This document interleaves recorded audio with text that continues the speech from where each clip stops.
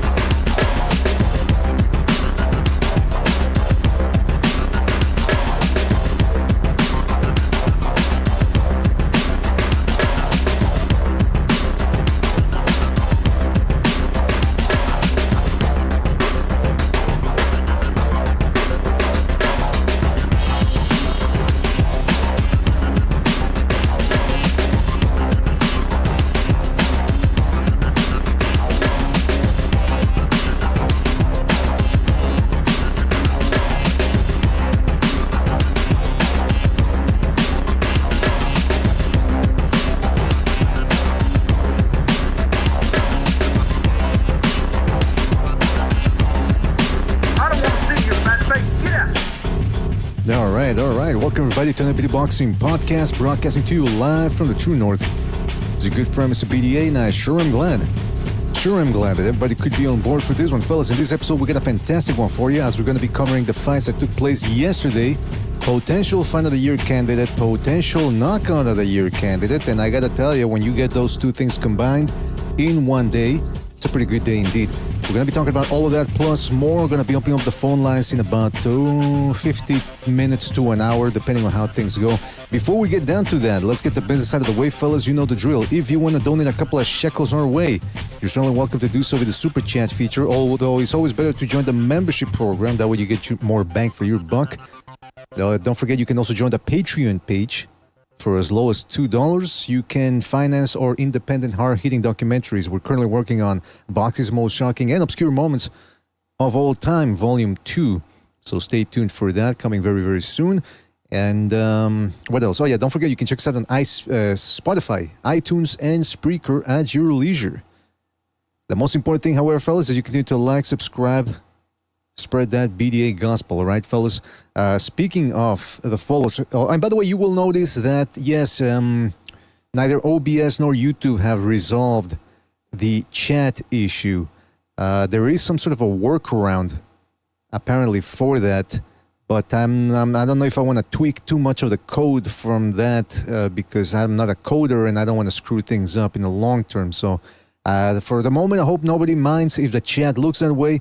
Worst case scenario, what I can always do is what I did in the last show, which is we just put up the single commentaries like this. See that? So we can highlight all the comments, interesting comments, not just the ones that do super chats for the moment. What else was I going to say? So yeah, shout out to all of the people in the chat. I'm talking about Nightmurph. Shout out to Nightmurph, Protectorate General, CRG, Som Rando, Alan R, Lalo Soto Gaming, L, Grim Reaper, Jerson Adian, Joker's Wild, Baron Evola, Real Talk Boxing, Alfredo Contreras, Iceman, JC, the Quags. Shout out to the Quags. Shout out to, who else we got here? Pepino FX. We got a Pepino. Boxing with Frank Bay, Alejandro Solis, Darth Vader, Quentin Lassiter, Handflow Boxing Review, Seize, Quicksloth, Team Batman Boxing, Never Sobers, How many more people to come? I'm sure, fellas. Thank you for joining us. Really appreciate it. All right. Let's start cooking with some hot grease here. You can't cook with cold grease. You got to turn that stove on, and that's what we're going to be doing right about now. Hold on a second. Who else am I missing here? You know, Bucho doesn't show up for the shows anymore. Bucho, what's going on, man? You got to come in. Give us your thoughts, your breakdown. People keep forgetting that Bucho's one of the guys who created BDA boxing. What else? Who else am I inviting? Okay, so I got just looking at the list here of people that I'm inviting. And hopefully, all right. I think it's going to get through. All right, so let's start off with the main event from yesterday. Yesterday night, of course, we're talking about Virgil Ortiz taking on Sergey Bohachuk. I believe it was for a title. You guys know I don't pay attention too much to these fake titles and all that. And it didn't need any titles, really, to be a good fight. I mean, Virgil Ortiz ended up eking out a majority decision in a hard-fought fight against a fellow puncher in a new division. And there were a lot of questions that we were asking prior to this fight, and I suppose some of them got answered, but certainly not to people's liking, I suppose. So, I mean, Virgil Ortiz passed, he got the win, but did he really get a win in the long term? Is he on borrowed time at 154? Those are some of the questions that I have for the people here. If you want to call in later on, or if you want to just message in the chat, let us know your opinion. It was a hard-fought fight. Ortiz got dropped in the first round, suffered a flash knockdown, moving around too much, which is not his style. And he ended up getting caught with a right hand, a pot shot right, boom, down he goes. Strangely enough, they ruled it a slip. Who was it? Harvey Duck. Same guy who allowed Ryan Garcia and Devin Haney to get away with their shenanigans in that fight. Hold on a second. What is this?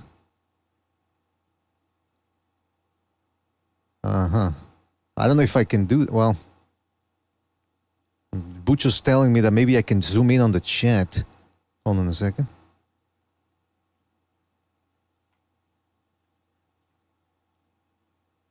Well, I'm zooming in on the chat, and it makes it bigger on the YouTube on the screen, but it doesn't make it bigger on the OBS. So forget about that. That ain't working.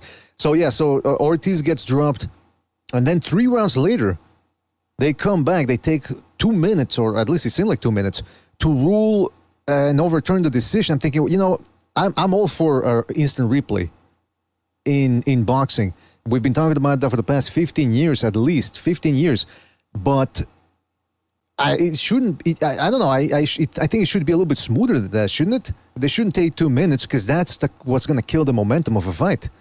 So it was a little bizarre that they took their sweet ass time to call the fact that yes, indeed, it was a knockdown. They should have just said that right away, or they should have established that as best as they could have in between rounds, and not waste time after the breaks, or after the customary 1 minute breaks in between rounds. The other thing is, okay, so Virgil Ortiz makes it out of that. He ends up with a knockdown, but he still keeps on coming. He was doing well in the first 5 rounds, and then it appeared to me he lost a lot of steam on his shots. A lot of steam. It seemed like he was laboring in there just to get some shots in. Meanwhile, Bohachuk kept on going at the same pace. He's a marathon runner, whereas Ortiz appears to be a sprinter. And it turned out to be a heck of a fight. Bohachuk ended up dropping Ortiz again, and Ortiz rallied back as best he could to eke out a majority decision. But there's a lot of questions now regarding Virgil Ortiz. I see we got Never Sobers here. Sobers, what were your thoughts on that last night's fight between Ortiz and Bohachuk? What's up? Am I coming in clearly? Nice and clear, man. All right, cool. So about last night's fight, the main event between Bohachuk and Virgil. I think I said it, earlier in the week, bro. The Virgin's cherry was gonna get popped, and he didn't necessarily lose, but like I said, his cherry definitely got popped. Like you were saying, he might be on borrowed time at the weight division. The way he looked against Bohachuk, it wasn't bad. Right, because he showed he had heart. He showed he got that dog. He's fighting back every single part. Every single round. He's trying to fight hard, but it just looked like a bigger. It's just like a smaller dude trying to defend himself from a bigger guy. For the most part, that's how it looked like for me. He was going hard, but he couldn't hurt Bohachuk, and You know what I thought was funny though when he got knocked down, VDA, and he would get up immediately and he look at the ref and be like, no, it's not what you think, no.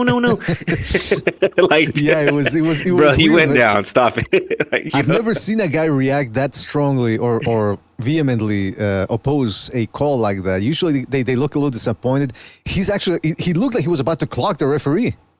You're like, no. I told you, nigga. Yeah, you know what it seems like? I don't know. I haven't played video games in a long time, but I remember when you were playing with a friend and he would lose, and he thought he shouldn't have. You know, that you cheated or something. That's what we do. Get up and start shaking the head. No. It's like, what the fuck, man? No. You hacked. This isn't right. This isn't my character. This isn't you unplug my controller. This laggy. Like, Yeah, you know what I mean? Yeah, you're using the turbo on your controller, right? You're using turbo. I was like, nah, I don't have turbo, man. What are you talking about? But you gave me your broken controller. Let's play on my Xbox. yeah, that's a classic one. Let's play on my console. Something, your console special. It allows you to win all the time. You got home field advantage. This isn't right. But so you first of all you got to stop using that Sunday. It's a Sunday show. This oh, I'm sorry. terminology. Cherry. He got all up in the ass. He got deep in that. I didn't say that, VDA. No, I know, but it sounded like you were about to. But who did you think won the fight? I think that's the big question that's running around on the internet today. Okay, so I got to rewatch the fight, right? Because the fight was pretty close, and Virgil was fighting hard, and Frank Bay was making a good case to why Virgil won last night. I think, watching it like without scoring it passively, I think Bohachuk won. Like I was saying, it looked like Virgil was defending himself against a bigger dude, and like the bigger guy was just he was hurting him. Virgil couldn't hurt him. And I never seen Virgil use the ass style. He started, dancing around the ring a little bit, trying to twerk, and I don't think it went that well for him. He looks better coming forward. And with the close fight, it was a close fight. With the knockdowns, I mean, I just think it's logical to rule in the favor of the guy who got the knockdowns in a close fight. Yeah, I don't think anybody was that ahead to say like even with knockdowns you still won. I don't think so. Yeah, it was a tough fight, that's for sure. And there was a point in that fight where Ortiz looked like he had no steam left on his shots. It reminded me of Canelo versus Bivol. There was a 10th or 11th round where he was just standing in front of Bivol and he was trying to throw those sledgehammers and they had no steam. That's what Ortiz got to a point in that fight where he looked like that. Now, credit to him, he ended up finding his second wind. And I thought he edged the fight because he was landing more jabs. Interestingly enough, we talked about that on the build-up to this fight about whether that jab was going to save him and not just become a slugger. And indeed, he did land a lot of clean jabs, but Bohachuk was always coming back with something too. So I suppose you could make the argument. I'd have to go back and rewatch the fight and get an official decision made on my end. For me to be like clearly on that, I would have to say, because the fight's close, I'd have to rewatch it and score it. But just watching it, it looked like Bohachuk won because of knockdowns. Interesting. Yeah, so that's the thing about it is he ends up, you can get dropped twice. Somebody's saying in the chat, you can get dropped twice and still win. I don't know. It has to be pretty decisive every round after that, though. Exactly. And so he was landing the better jabs. He was landing some vicious right hands to the body. And it seemed like there were about 3 or 4 times where he hurt Bohachuk in there. So I suppose you could make an argument for Ortiz now, but the big question then now becomes, okay, because the way he was looking at welterweight, if he was, like I wrote in the title of the video, is he exposed? Has Virgil Ortiz been exposed? I guess you could say that if he was really a bum, he would have been exposed by a guy like Kavaliauskas. But now, I guess the one thing that is fair to say is he's suffering from the Terence Crawford effect. You saw Terence Crawford move up to 154 against Madrimov, finally fought a guy who's own size, and he didn't look good. And it's the same thing with Virgil Ortiz. Finally moves up, fights a guy his own weight, and all of a sudden, that power, I mean, he was still hurting Bohachuk, but it just didn't seem to be the fight-ending power. Not for nothing, but he was looking like Inoue at welterweight and junior welterweight, dropping guys with one single shot and all that. Right. So I want to say, look, they're bringing up in the chat that Marquez got dropped 3 times against Pacquiao and got a draw.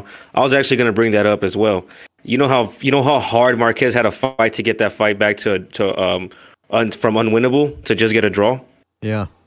From getting knocked down, just from having one really bad round, he had to he had to fight tooth and nail the rest of the fight just to get that draw.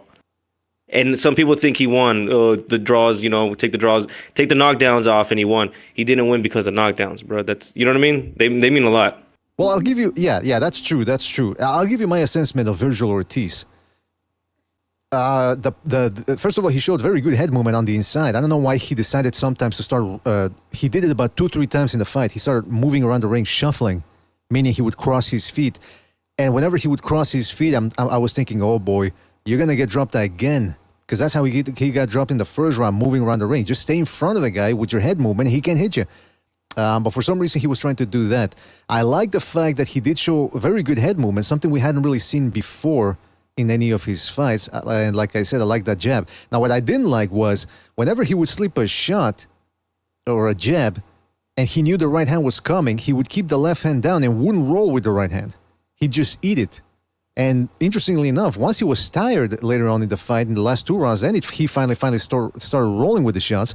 But when he wasn't tired, he was just standing there eating right hands instead of rolling with them. So he needs to tweak that. Also, I don't know, making weight, that he looked gaunt during the week, whatever, but his stamina certainly didn't look all that great. And when he fought a guy like Maurice Hooker or Kavaliauskas at 147, he was working hard and he never seemed to tire as much as he did here. Now, obviously, he wasn't eating as hard as shots as he was last night, because last night he was facing a big puncher and a big dude at that. So that had also probably contributed to him getting tired. But look, for whichever reason, he needs to work on that stamina.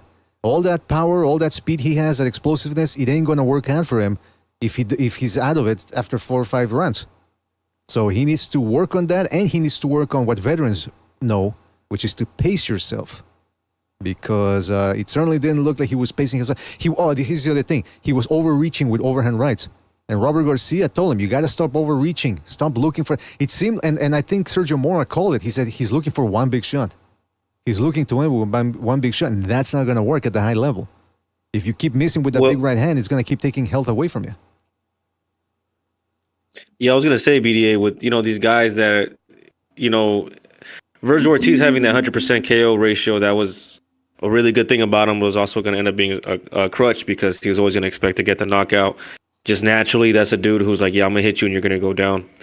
And he had, and now you see why some of these guys, like, they literally, like, they kill themselves trying to have an advantage over their opponents. He was dying to make 147, because you see him at 154, he's not the biggest guy no more. And he's definitely not, he's not going to have his 100% knockout ratio no more. So it's, yeah, I think I lost my train of thought, bro.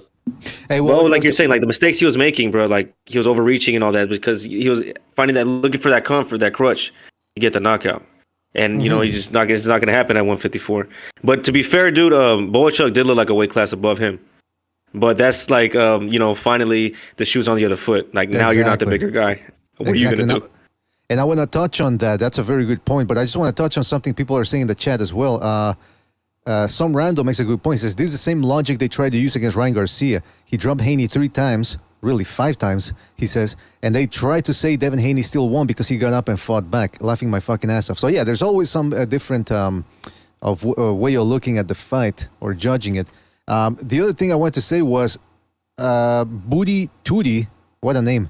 Booty Tootie says, Virgil fights too emotional. I agree. That's what I was going to say that you just mentioned as well, Sobers.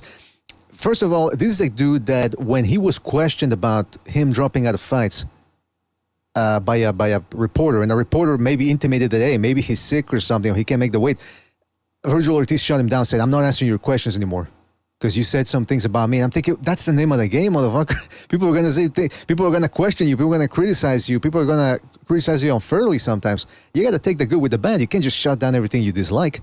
And then on top of that, on fight week, refusing to shake Bohachuk's hand, because they said mean things about me. It seems like this dude has thin skin, and it goes back to what Sobers was saying about every time he would get dropped. No. It's like, man, you got dropped, man. You got dropped. You're gonna cry about it, BDA, yeah. I want you to start banning everybody in the chat that's calling me biased. You see it. You get it, guys. We're coming for you. That's right. There you go. And every time you see a negative comment about you, you gotta go no, and shake your hand wildly. No, but I'm telling you, I think this was good for Virgil Ortiz, man. He needed to get humble a little bit, a little humble pie. I dislike arrogant fighters, and obviously all fighters, especially the top ones, have to have a little arrogance in them. They have to have an arrogant edge, thinking, "Hey, I'm the best." That's the way they got to think. I'm the best. No place for second place. That's the way they think. But Ortiz was going above that or beyond that. He was being disrespect. He felt he was being slighted by comments instead of saying, "You know what? There's such a thing as not taking things personal, because sometimes you're taking things personal where you shouldn't be. It's your perception. It's subjective. Just let it go. It's out of your control. People have the right to say whatever they want to say, and you have to handle that and let it go accordingly. Flow with it like water in a river." Instead, he wants to be a dam. He wants to be a beaver. He wants to create a dam and stop that flow. You can't do it, man. It's beyond our control. It's metaphysical. I see we got Jose Aldo here. Aldo, are you there? Yeah, what's up, man? First of all, people can see it. Let me try to put it on screen. Your avatar is creeping me out, man. What is that, man? It's just Ryan Garcia. But why does it look like it's from a Nothing video weird game or about something? him. Why does it look like it's from a It's video a mirror. It's a mirror filter. I don't know what that is. It's like it's cutting his face in half. Mirroring half his face, so it's like equal, essentially. Well, That's you know true what? symmetry, BDA. That's what that is. Okay, I got you. For some reason, OBS is screwing me over because I can't put the Discord up on the screen either. I gotta tell you, they gotta release a new OBS something. But let me take a picture here, and I'll show it to people because it's really creeping me out, man. People have to know what I go through when I do these shows. But yeah, Aldo. Meanwhile, what were your thoughts on the fight?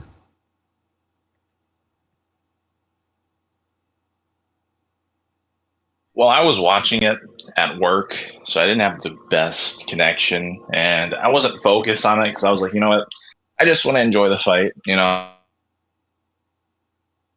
up the round to score, and I just enjoyed the fight. But I will say, with 2 knockdowns, that means if Virgil was to win, he would need to win the fight 8-4, and it didn't feel like that. It didn't feel like he 2-1'd him in rounds 1. So, make of that what you will. Yeah, that's a good point, man. That's a good point. I suspect this fight is going to have controversy for as long as it goes this next week until something next comes along. But let's get to the big question here. Oh, go ahead. Sorry. I was just going to say a little bit extra. That Ukrainian dude, he's a pretty damn good fighter. So I wouldn't hold it against him that he had such a tough fight. That dude was pretty impressive. So I think Virgil needs to get credit for beating, or at least fighting, like pretty much 50-50 outside of the knockdowns, which are kind of weird moments because I don't think he was that hurt, but he still went down. But he went 50-50 with a really tough fighter that I think most people, even himself, were not really rating that highly. So very impressive win and performance. Although I say win, I'm kind of iffy on that. I'm going to have to rescore it to be sure. I agree with you, man. I agree. Now, one thing we've talked about before was CompuBox. How exact are these numbers? How accurate are they? Because obviously nobody claims that there are exact numbers, but that they're mostly a facsimile of what a fight was or what transpired in the ring. So looking at these numbers, I'm asking you guys, do you agree with these numbers? Apparently it says that they had Bohachuk throwing 832 shots, landing 225, Ortiz throwing 747, landing 265. You think both guys landed over 200 shots on each other? Yeah. That was a high-paced fight. I think they both landed like a good amount, but I think the stats that are favoring Ortiz, I don't think he outlanded Bohachuk. That's what I thought was weird when I was watching the fight, because I was watching it and it looked like Ortiz was throwing a lot, not landing as much, and to me it seemed like Bohachuk was picking his shots better. And then when it showed the stats, it showed Ortiz had landed more, and I just thought like that just looked inaccurate, like halfway through the fight. And CompuBox does that. I don't trust that shit. And it's like it's two dudes on opposite sides of the ring with two buttons, right? And they're just trying to count what's a jab and what's anything else that's a power punch, right? And they're just pressing a button for each. Is that how it works? So I'm like, bro, bro, that's not reliable. I don't give a fuck. Yeah, CompuBox, you think like there's some sort of like, compu, like a computer, like there's some like, some sort of program going on that's like counting these shots. No, not even close. It's just some dudes in live action too. They're not even going in slow-mo, because I've done my own punch counts and I already know fucking CompuBox is off, like wildly off. And it's not even necessarily that they're biased. They are biased, but they're just wrong, period, on both sides. No, I think they pencil. I think they pencil whip each other. I think they pencil whip fighters all the time. What? Pencil whip, like like they whip your ass with the pencil, so they change the scores. Oh, okay. No, I agree, but I'm also saying like the total numbers, like, okay, maybe, right? They like screw one guy's number and then get the other guy's right? Like to artificially boost one or lower another guy, but they're not even close either way. That's what I'm saying, because I verified it with Loma Haney, because I was fucking autistic for that punch count that I did. So it took me hours. I went in fucking 0.25 speed to count all the shots, timestamped them, and it was wildly different. So they're just wrong, because they're doing it in live time. There's no high level like analysis of the fight where they go into slow-mo to verify what lands and what doesn't. They just see what they see, they click a button. Nothing else. There's no CompuBox. Get that out of your mind. Imagine the name should be Two Dudes with Buttons. Well, there you have it. Two Dudes with Buttons. That sounds like a porn movie, by the way. But listen, the other thing I wanted to bring up is I'm surprised, looking at the numbers here, I'm surprised that they had Bohachuk outlanding Ortiz when it came to jabs. Because, I don't know, maybe Ortiz's jabs were more potent in my eyes, and maybe that's why I overestimated them. But apparently Bohachuk outlanded him when it came to jabs. So gonna have to rewatch this fight, and that's a big question here, because the Turk was making the same mistake that he did prior to Crawford Madrimov when he was talking about Crawford Canelo. Well, here they were interviewing the Turk before the main event, and they were talking about Crawford versus Ortiz. I'm thinking, well, Ortiz has to get past this dude first, and this dude ain't no joke. So what the hell are they doing? I told people that on the Discord. I said, I think it sounds like another mistake that they're making. And sure enough, it ended up being a highly, highly, highly competitive fight. A lot of people are saying, oh man, hey, keep Ortiz away from Crawford. And my thing is, screw that. Put him in the ring right now, man. Why not? What are we worried about here? If he loses, he loses. If Crawford's too old, he loses as well. I mean, it seems like so many people are afraid of seeing fights when a guy looks vulnerable. This is boxing, man. You got to strike when the iron's hot. Let's say Ortiz. Let's say it was the rust that played a factor in last night's fight, and they say, yeah, we need to put him in there against another guy. Well, what if it wasn't the rust and it turns out he's not that good and he loses his next fight? You just lost a payday right there. You just lost a big fight. Make the Crawford Ortiz fight, and first of all, it's not that big a fight because Crawford is not a draw, as we found out last week. But it's an interesting fight to make. It's two of the best guys out there. Why not make it now? I don't understand this whole concept of nah, don't do it, man. Keep him away from it. What do you guys think? I would say, like you were saying, either guy's that big of a name. What could you be afraid of? Like, what are you afraid of risking that much? But as far as Crawford and Virgil go, I think Bohachuk and Ortiz beat Crawford at 154. So I think Crawford beat the guy who he can beat at 154. I don't know who else what other champions I would favor him against. Yeah, I'm telling you. So yeah, 154 is looking like a loaded division, man. And then on top of that, yesterday, Charles Conwell, who like Ortiz had been MIA for a while. I think he got his second fight in the last 12 months, and he looked good. I mean, yeah, he didn't fight anyone that exceptional world level, but he's an Afro-Anglo who actually comes forward, believe it or not, and he scored a vicious left hook. So you know what? If they don't want to put, let's say they don't make Ortiz Crawford right away. Ortiz probably shook off the rust yesterday. Put him in there against Charles Conwell, who's gonna come forward just like Bohachuk, and let's see what happens. Let's see if Ortiz is really as strong as he was at 147 at 154. That wouldn't be a bad fight to make, but I don't know if Conwell's management would want that fight because it's a little too soon for them as well. But yeah, man, listen, this Crawford fight, it's what a coincidence. Crawford looks ordinary last week when he finally fights a guy his own size, and then this Saturday, Ortiz looks ordinary against Bohachuk when he fights a guy bigger than him. That's why we've been saying these last 2 years, these weight bullies and these guys killing themselves to make weight, it needs to stop, man. I mean, Crawford weighed in 169 last week. And you have to assume he was weighing 169 when he used to fight as a welterweight. On fight night, he was probably weighing that. So we need to go back, and I know it's not gonna happen anytime soon because the boxing wheels are slow to turn, but they need to go back to same-day weigh-ins. Get these guys fighting at their own weight class or in their right weight class, because here's my argument for that. Right now, these guys are killing themselves to make weight, and they're gaining close to 20 pounds at some points, or in some fights on fight night. That could make them lethargic. You know, they could, they make the weight, but how long can you keep doing that before it starts affecting you? And that's why I argue some of the performances we're seeing are not the best performances that these guys can deliver.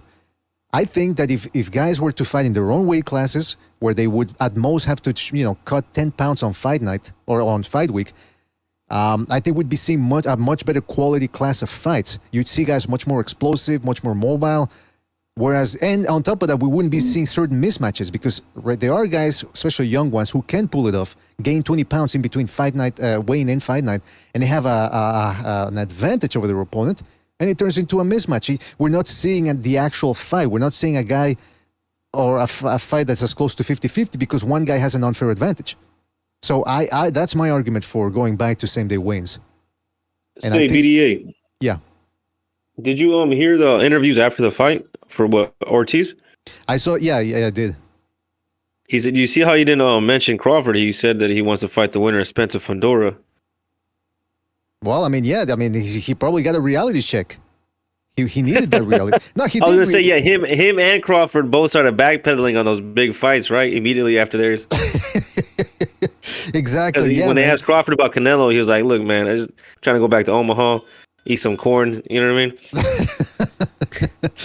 Yeah, you're right, man. It was a reality check for both guys. I'm telling you, this era of eventually these guys have to end up moving up in weight, and they end up getting a reality check. And Virgil Ortiz needed a reality check because he was getting too big for his britches too.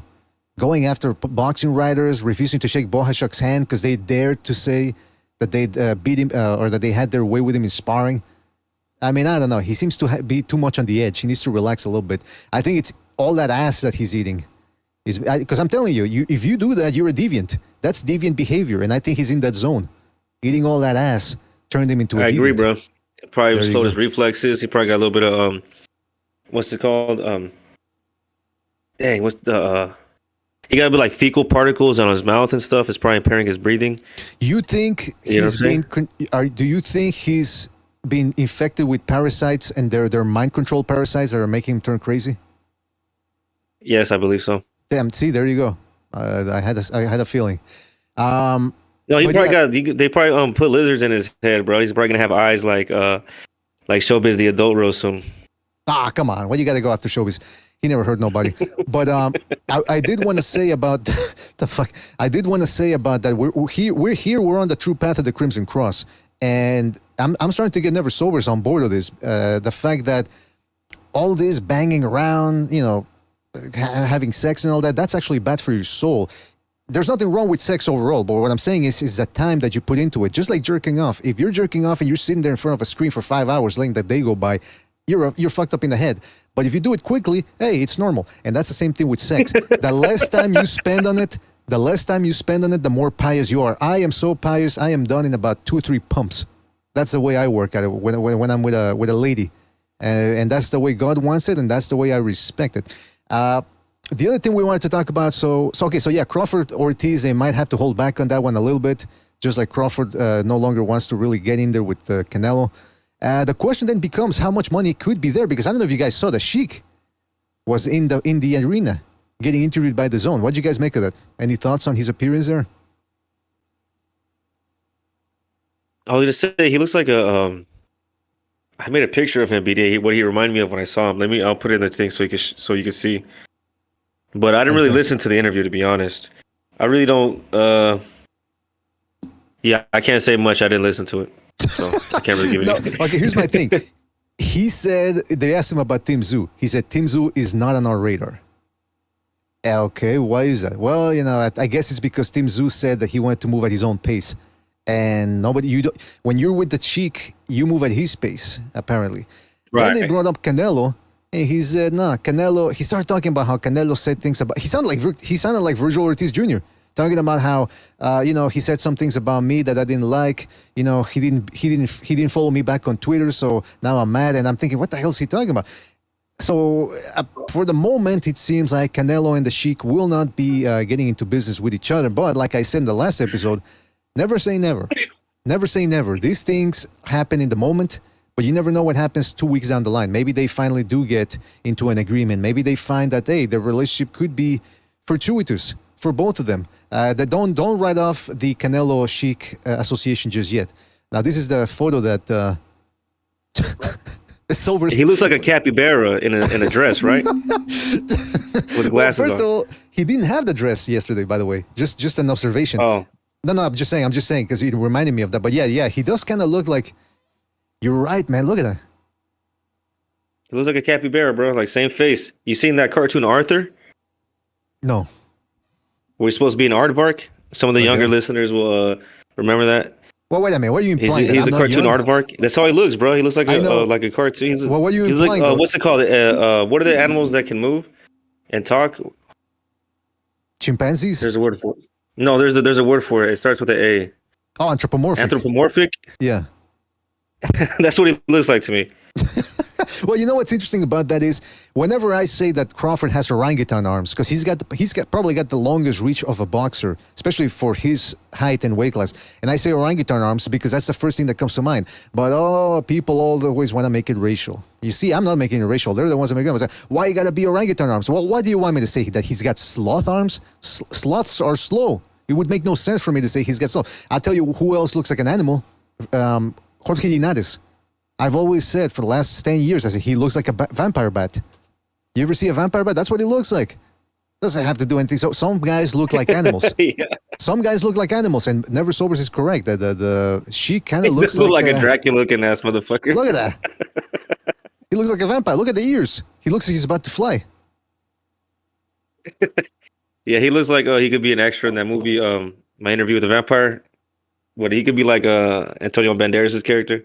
He could be the guy that if you want to skip on the special effects and you want to have a guy turning into a bat, you photograph the guy normally, and then before you photograph the bat, you put Linares' face in there because he looks like he's halfway into a vampire transformation. So why not put him in there, man? He could make some money after his boxing career. Hold on a second. What do we got here? I think I skipped. But to touch on what you were saying, BDA, about the Turkey talking about, I don't like how he responded to me and whoop-de-whoop. Why is this guy talking like a fighter? Why is he saying Tim Tszyu's not on my radar? Why do you sound like you're ducking Tim Tszyu? Like, what's going on here? Excellent question and observation. You're right. Why is he talking like he don't want that smoke? It's like, what? With you? Or like, what are you talking about? You're supposed to, you're just the guy, the financier. I'm about to 70-30 his ass if you don't calm down. That's how you're going to hear him talking, bro. We know what it is. We're going to circle the block. Going to circle the block. It's like, man, why? You're the financier. At the end of the day, the Turkey is the face of boxing. So they're going to have to come to me. Exactly. Now, you know what, though? But I do like the Turk putting pressure on these fighters. Because for too long a time now, we've seen guys moving at their own pace, dancing at the beat of their own drum. And that's always been deleterious to us boxing fans. We suffer from not seeing these big fights made. I mean, look at Crawford versus Spence. It should have happened. It should have happened in 2019. Didn't take place all the way until 2023. But now if the Sheik comes along with his big paycheck checkbook and he says, listen, I want to make these fights. You in or not? You're in or out? Out? Okay, fine. I'm gonna chase you. I'm not gonna pander to you. I'm not gonna up the ante. And again, I'm not saying that Canelo necessarily was in the wrong for this one because there's two versions, two sides to this story. But I like the overall approach that the Sheik is bringing. However, you do have to wonder, and Sobers touched on it, and I know Jimmy has been saying this too for the last 6 months maybe, or maybe a little bit less than that what is the Sheik's end game really? Does he want to start acting like a promoter or just a financier? And we're starting to see that he's starting to get a little tougher on these fighters. So we'll see what happens. We'll see what happens with that. And yeah, we'll see what happens with Virgil Ortiz and Crawford. Again, I don't mind that fight happening right off the bat. Fuck it, make it now. Ortiz got his 12 rounds in finally. I think it was overall good for him. Crawford didn't look all that hot in his last fight. Make it happen now. Make it happen. I don't want to... Because then what are we really going to wait for another year for Crawford to get... Because he's going to be 37 in a couple of weeks, by the way, Crawford. We're going to wait all the way till next year when he's 38 for him to fight Ortiz or some of these young guns? No. The time has to be now. I'm giving them a 5-month window to make a fight between these guys. If they don't make it, I'm not going to be a happy camper. That's for sure. And I'm going to have to do something about this, by the way. You don't want to know what, but I got something planned. And no, you're not gonna see me on top of a rooftop with a rifle. I'm saying I'm gonna start. You got something in your pants waiting for the BDA? Is that what you mean? Oh, maybe. I got a big. We saw Bohachuk yesterday. I got a boa in my pants right now. Let me tell you. Fellas, don't forget to hit the like. It really helps us out. Hope you guys are enjoying the show. And if you are, hit that like. It really helps us out. And it takes less than 2 seconds to do. I want to give a big shout out to Nightmurph for his contribution to the super chat. He says, at 154, who wins BDA, Boots or Virgil? Good question. First of all, Ennis is in the same boat as Virgil right now. He's killing himself to make 147. He hasn't really fought anybody of note, so we don't know how he's going to look at 154. So, I mean, he should just move over to 154 right off the bat, Ennis that is. Because 154 is a red-hot division now, and at 147, there's just not that much going on.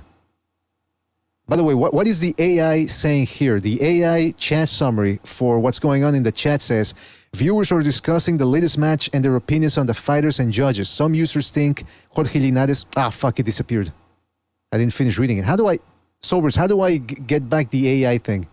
Can I control that? I have no idea, BDA. That first time when I showed you the other day, that's the first time I've seen it. Yeah, fuck. All right, it disappeared. But apparently it detected... I could try myself right now. Wait. Maybe if somebody can rewind for us the stream.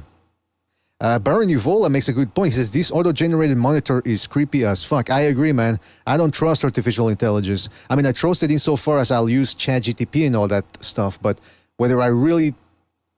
I'm looking forward to it to control certain aspects of my life. No, I don't know what AI is. Some people, and I don't want to get into too much second renaissance territory here, but some people believe that AI and supercomputers, or what do they call them, abediatic computers, are really just a vessel for spiritual forces that may be manifesting all around us.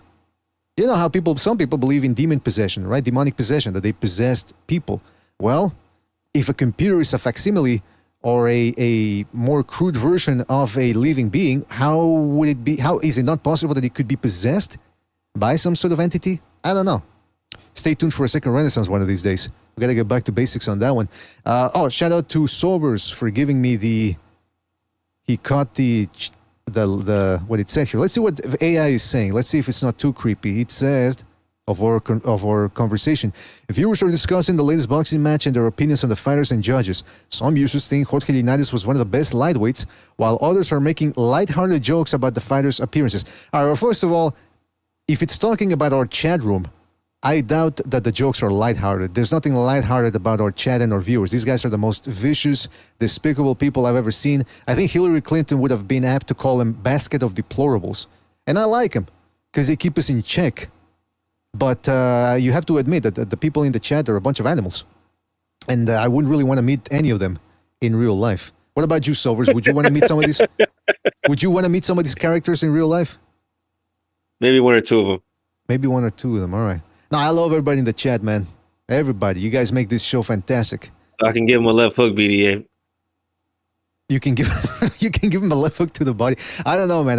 I can box, man, but a street fight's not boxing. I don't know if I could take some of these guys. Some of these guys sound like maniacs. That could, some of these guys sound like they sound like biters, right? Exactly. They jump on your back and they bite you. Backbiters? Yeah, ass biters. All right. Well, listen. Ass biters. What were we going to talk about? Gonzalo, I think, wants to come on the show under a new name. He wants to reinvent himself. Sergeant Slaughter.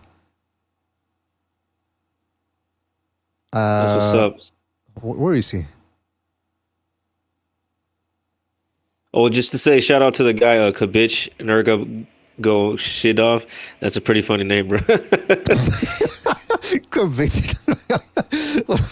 I don't know that type of stuff when people play with the names in a crude way. I don't know why that makes me laugh every single time. I know it's childish. I know it's crass and crude, but it's like when Amok was calling Madimov Mad Rim Job. Mad Rim Job. It's so stupid, but it makes me laugh, man. I'm sorry. No, it was always funny.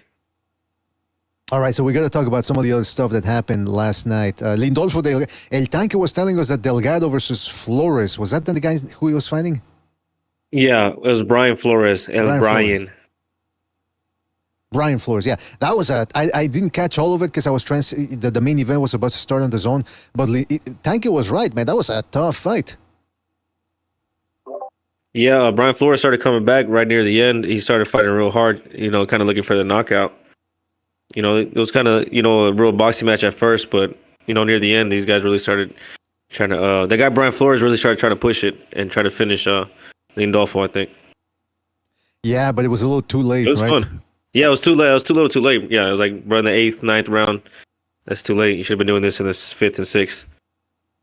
Well, let's talk about that. Let's talk about the other fight on that top rank card with the main event between Luis Alberto El Venado Lopez taking on Angelo Leo, who had recently moved to 126 pounds. And let me tell you, this fight looked like a little bit like the Joet Gonzalez and the Warrington fight for Lopez. Him having a hard time penetrating the high guard, but essentially landing or looking like the bigger puncher at least. He still showed some of his deficiencies, hands down, chin up in the air. And then before you know it, Angelo Leo, who's no one's idea of a power puncher, did this. Angelo Leo. Oh. I mean, and that's all she wrote. I can't play too much of the top rank videos because they flag you, but he didn't get up from that one. Let's just put it that way. What Is the that hell? knockout of the year? It's gotta be. That one or the Inouye one against Neri. What about Wilder versus when he got iced by Wilder versus Yang was absolutely brutal as well. He wasn't out though. Like, he completely the same way. He got up before he got waved off. Well, you don't need to be. Stood up. You don't need to have your eyes closed to be completely out. I mean, you could tell he was snoring there. No, but he did get up on his feet. Like, it's funny enough. What's going on? Yo, there's. I think someone's mic has static. Is that me? Yeah, I think it's Jimmy. Jimmy, I think your mic is all. Yeah, it was Jimmy. Jimmy, your mic is all staticky, man. You gotta unplug it and replug it in or something. In and out, in and out, in and out. Okay, he just left. What was I saying? You're saying that he got up. You're saying Wilder got up. This dude, I was talking about Luis, whatever. Luis Neri. He got counted out for the ref counted him out for some reason. He was clearly down, which I thought was kind of funny because usually refs nowadays they're very quick to wave off shit, but that ref actually counted to 10 for some reason, which was very odd. But Wilder did get up to his feet. Neri wasn't getting up from a 10 count, bro. I know. Is that what you're talking about? It's funny that he gave him one. That's what I'm saying. Oh. Well, first of all, go ahead. Yeah. No, go ahead, Sobers. Go ahead. I was gonna say, when I watched the fight, it was kind of alongside the other one, with Bohachuk, so it was kind of hard to pay attention completely. So I was trying to rewatch some of it right now. But watching the first 2 rounds, that left hook he knocks him out with. He set him up with it and he landed it twice. He landed it in the first round and he landed it in the second round. Like he was already landing it consistently. The one that he finished him with, it was like a catch and shoot hook, and he landed it like cleanly and perfectly. I seen it in the second and in the first round. So I was like, he already set him up with it. It was just when you see that happening, it's just a matter of time. You know what I mean? And it's funny because I was talking about it in the Discord. I think with Quinn Lassiter, we were making fun of this dude because Leo. I was like, Leo's like he's a mosquito bite puncher, you know. He just comes forward. He just tries to punch you with mosquito bites. But in this fight, he was dancing around. He was using the Mexican American slick style, the mask style. And yeah, bro, it was a really good catch and shoot hook he finished him with. But like you said, he set him up with it, and he was doing it from the first round on. Yeah, like Grim Reaper in the chat says, someone finally capitalized on his defensive flaws. Lopez was on a good run. That's the main key there. Someone finally capitalized on those defensive flaws. Look, you can get away with that. I mean, he was getting away with it with good opposition. It wasn't like he was fighting bumps. But you could tell in the Joet Gonzalez fight, in the Warrington fight, when he couldn't really... Those guys came in with high guards, and all of a sudden he couldn't take him out.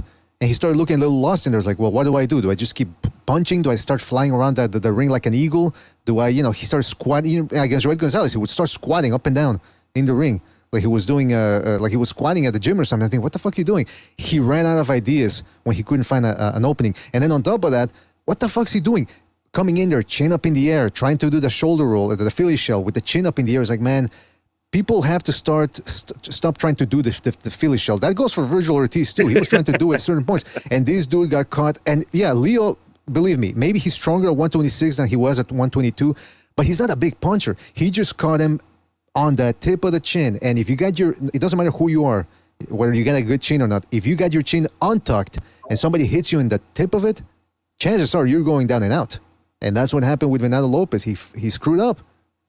And as it pertains to the count, by the way, just real quick on that, I'm glad that referee counted all the way to 9 and 10 because, first of all, the referee, he did look a little bit like special needs in there. He was walking around with his eyes wide open, mouth agape, like a mouth breather. I didn't know if this guy was real or not. I thought he was a cyborg or something. It was malfunctioning. But I do give him credit for counting all the way because I hate these fights that get stopped early. These referees that are looking out for the fighter's health, screw their health, man. They're here to box. They're here to screw up their health. So that's what they're there to do. That's what we pay them to do. So let this guy, if this guy drops and he looks like he's dead, make sure he's dead by counting all the way to 10. Don't overdo it. You know what I mean? Don't hold back.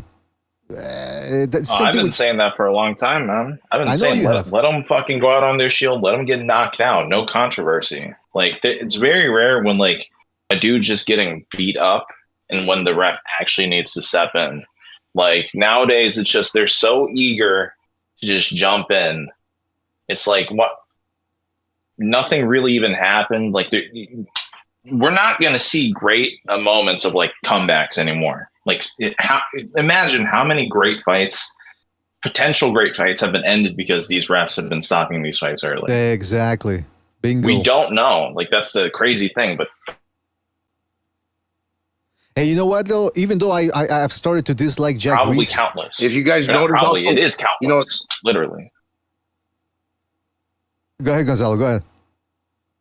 Oh yeah, sorry. If you guys noticed also some of the frustration that Venado Lopez had exhibited in the past, I think in a couple of fights, but particularly the Josh Warrington, where he was complaining about the fouls, and I get it. Yeah, Josh Warrington was fouling. But you could see that there was a little like break in Venado's like attitude. Like, we formerly thought of him as somebody that, was just like kind of tough all around. But I don't know what's been happening in his training camps or not. But in this fight, he was turning his head. He was turning his head and he was doing things that, he showed a little quit in him. Like he was getting frustrated in the ring. So, eventually he got knocked out, but yeah, something was like off that I noticed. Lack of fundamentals, man. Lack of fundamentals. You can get away with that crazy jerky unorthodox style, but eventually someone's gonna take advantage of it. And that's the interesting thing about the 126-pound division, by the way. It's getting shuffled around like the 154-pound division was back in 2019. These guys win a title, they defend it 2 times, and then they get upset. We saw it with Robeisy Ramirez.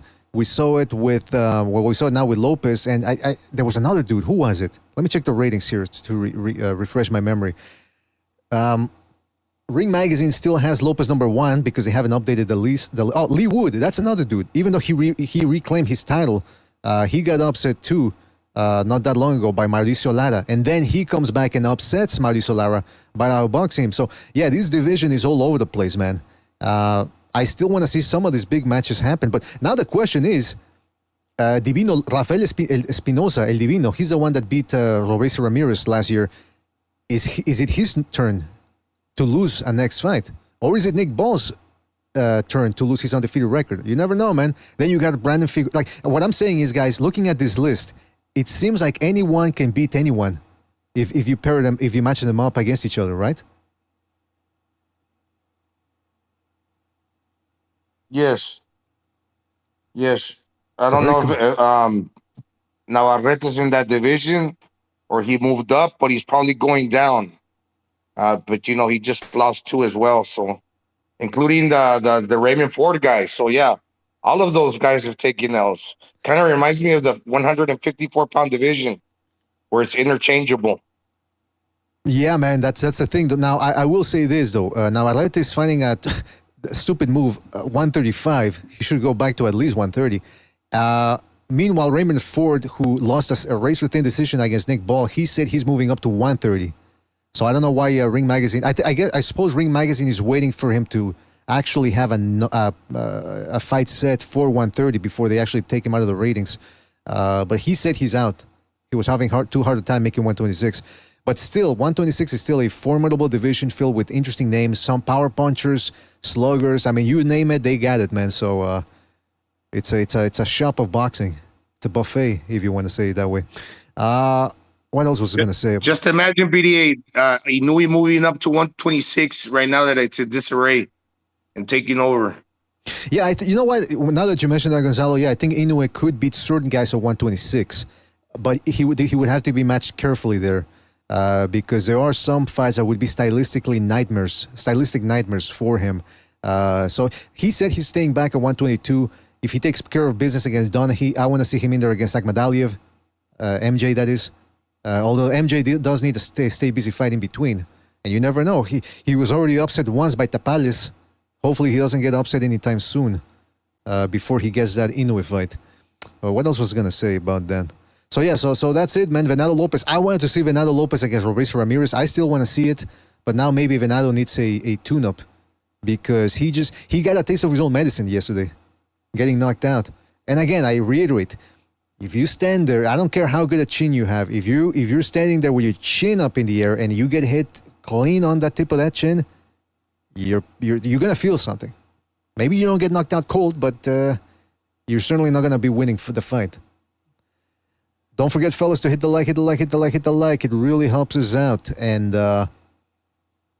yeah, it takes 2 seconds, less than 2 seconds to do. So make sure to do that, fellas. Where are we at with the likes here? Hold on a second.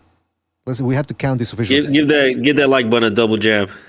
Give it a double jab. That's right. And we got, okay, come on. This is unacceptable. We got a whole bunch of people watching and 62 likes. Let's get it up to, listen, I'm not asking for much. Let's get up to at least to 80. Huh? I think we can do that. 80 likes. Come on. 15 likes. Come on now. It's up to 65. 15 likes, fellas. Please, please, please. Don't make me beg. Do not make me beg. You don't want to make me beg. It sounds it's unseemly. It's like watching Turki Alalshikh cry or something. A guy that powerful, you're not supposed to see him show emotion. Same thing with me. I am the most powerful guy in the YTBC. You don't want to see me. I couldn't even say that without laughing. Yeah, no, listen. Hit the like. Oh, look at that. 4 more people hit the like and we're up to 80, all right? Fantastic. Shout out to you, fellas. All right, in the meantime, we're going to be opening up the phone line so you guys can call in, give us your thoughts on anything and everything boxing.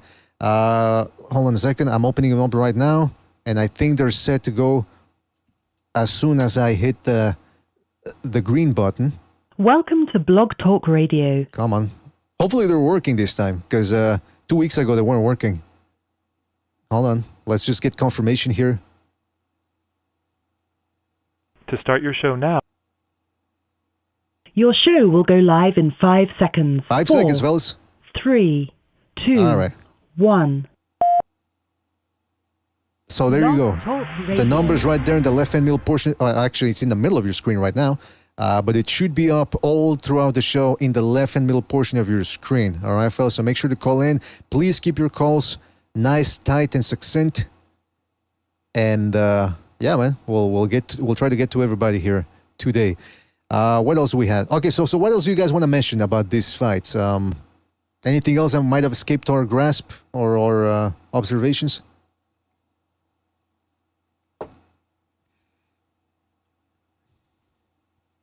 Yeah, that's the thing. Yeah, I'm trying to think. I'm trying to think of anything that I might have missed. Oh, the way Venado Lopez, the way his head bounced off the ground, it was like a basketball when you throw that shit against the ground. It was brutal. I don't know where that fool's gonna go from here. I don't know if that looked like a knockout ending career. I mean, well, And then looked like a career-ending knockout. My bad. That's okay. That's all right. That's all right, man. Yeah, man. I mean, it can go both ways with a fighter. Either he grows stronger from this. Like I remember Victor Chinian got iced by Nonito Donaire, and some fighters they make excuses. Oh, I wasn't my best. I didn't train properly. I was having trouble with my girlfriend. Blah blah blah. He didn't make excuses. He just simply pretended it didn't happen. People would ask him about it. He goes, I want Donaire. I want Donaire right now. It's like, yeah, well, what about the knockdown? He goes, what knockdown? That's the mentality of a psycho. So if Venado Lopez is a bit of a psycho, maybe he just forgets all about the knockout and just keeps on trucking. Or he could make her. This is another thing I wanted to say too, BJ. This weird obsession Top Rank has. This they have like obsession with torture porn. Oh, they like watching. Yeah. They like catching all the fighters crying in the background. They sneak in. The trainers have to like put their back and like block the fighters from crying, and they'll try to step around them and get a better angle and zoom in on them while they're crying for their loss. You know what I mean? They love showing that to everybody. Yeah, what is that about? What do you think that's about, man? I don't know. Like I said, it's like some weird torture porn fetish. Yeah, man. Listen, it was crazy. Go ahead, Gonzalo. Go ahead. It was crazy because when they sat Venado Lopez on the stool, he was telling his people, "Where am I?" That sometimes happens, man. Like crazy shit like that. He didn't even know where he was at. Kind of reminded me of how Manny Pacquiao looked when he got knocked out by Juan Manuel Marquez.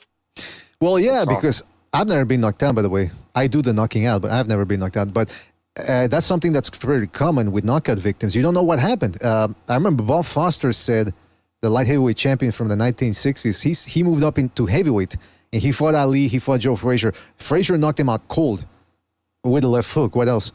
And he said he was backstage. They took him backstage. He's taking his trunks off and everything.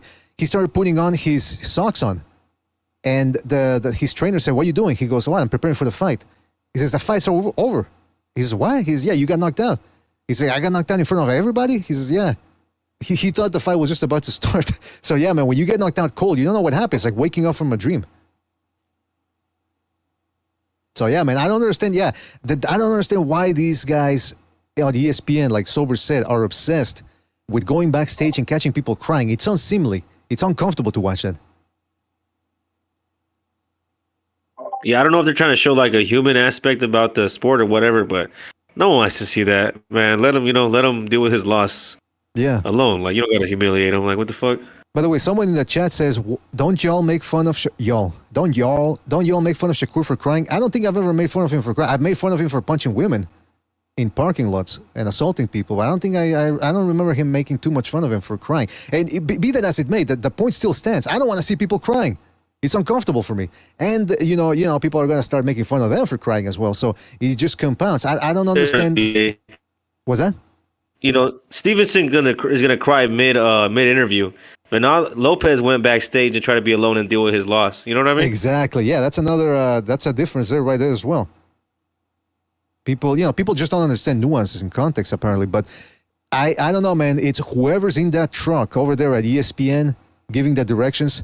We need to find out who he is. I wouldn't be surprised that if you raid his house, he's got a bunch of bondage porn and sadomasochistic porn and all that type of stuff, because he looks like he enjoys watching people crying.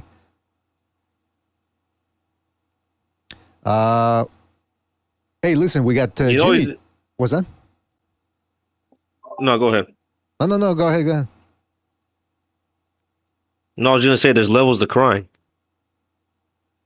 You know what? That is a good point, man. There's the tear just slowly trickling out of the eye. Then you got actual crying, and then you got the people who bawl. Bawling is when you start heaving. That is you start heaving, you can't breathe. Yeah, that's when you start heaving. That is therapeutic. That's when you know all that emotion's coming out. I've seen there's this new treatment that's making the rounds where people actually practice intense breathing, and then all of a sudden they start shaking. Their body starts shaking. It's akin to bawling. You're all that emotion is coming off of your shoulders and off your chest. So again, that's second Renaissance stuff right there. Listen, fellas, we got Jimmy jumping in. Jimmy, before we get to the phone calls, man, I want to get your thoughts on what happened here, or last night rather. Last night, to be honest with you, I don't like the way Lopez fought that. Ortiz fought that fight at all. I thought he was loading up. I thought he did much better when he was just moving with the jab instead of making the punch. The thing is, when you load up constantly and you throw everything the same power, you get used to it. You get used to the speed. You get used to the power. He wasn't hiding his punches. Like even in the 10th round when he started moving, he was giving him a different look. He was doing better then. He was landing cleaner shots. Yeah, I mean, I'll be honest. I think he's lucky to get away with the win. Yeah, that could have went either way. You know what I mean? Got knocked down, 2 knockdowns. To be honest with you, though, I thought that was a big ask for the kid coming back. No knock on him because he was willing to do it. I mean, he's been basically inactive for 3 years.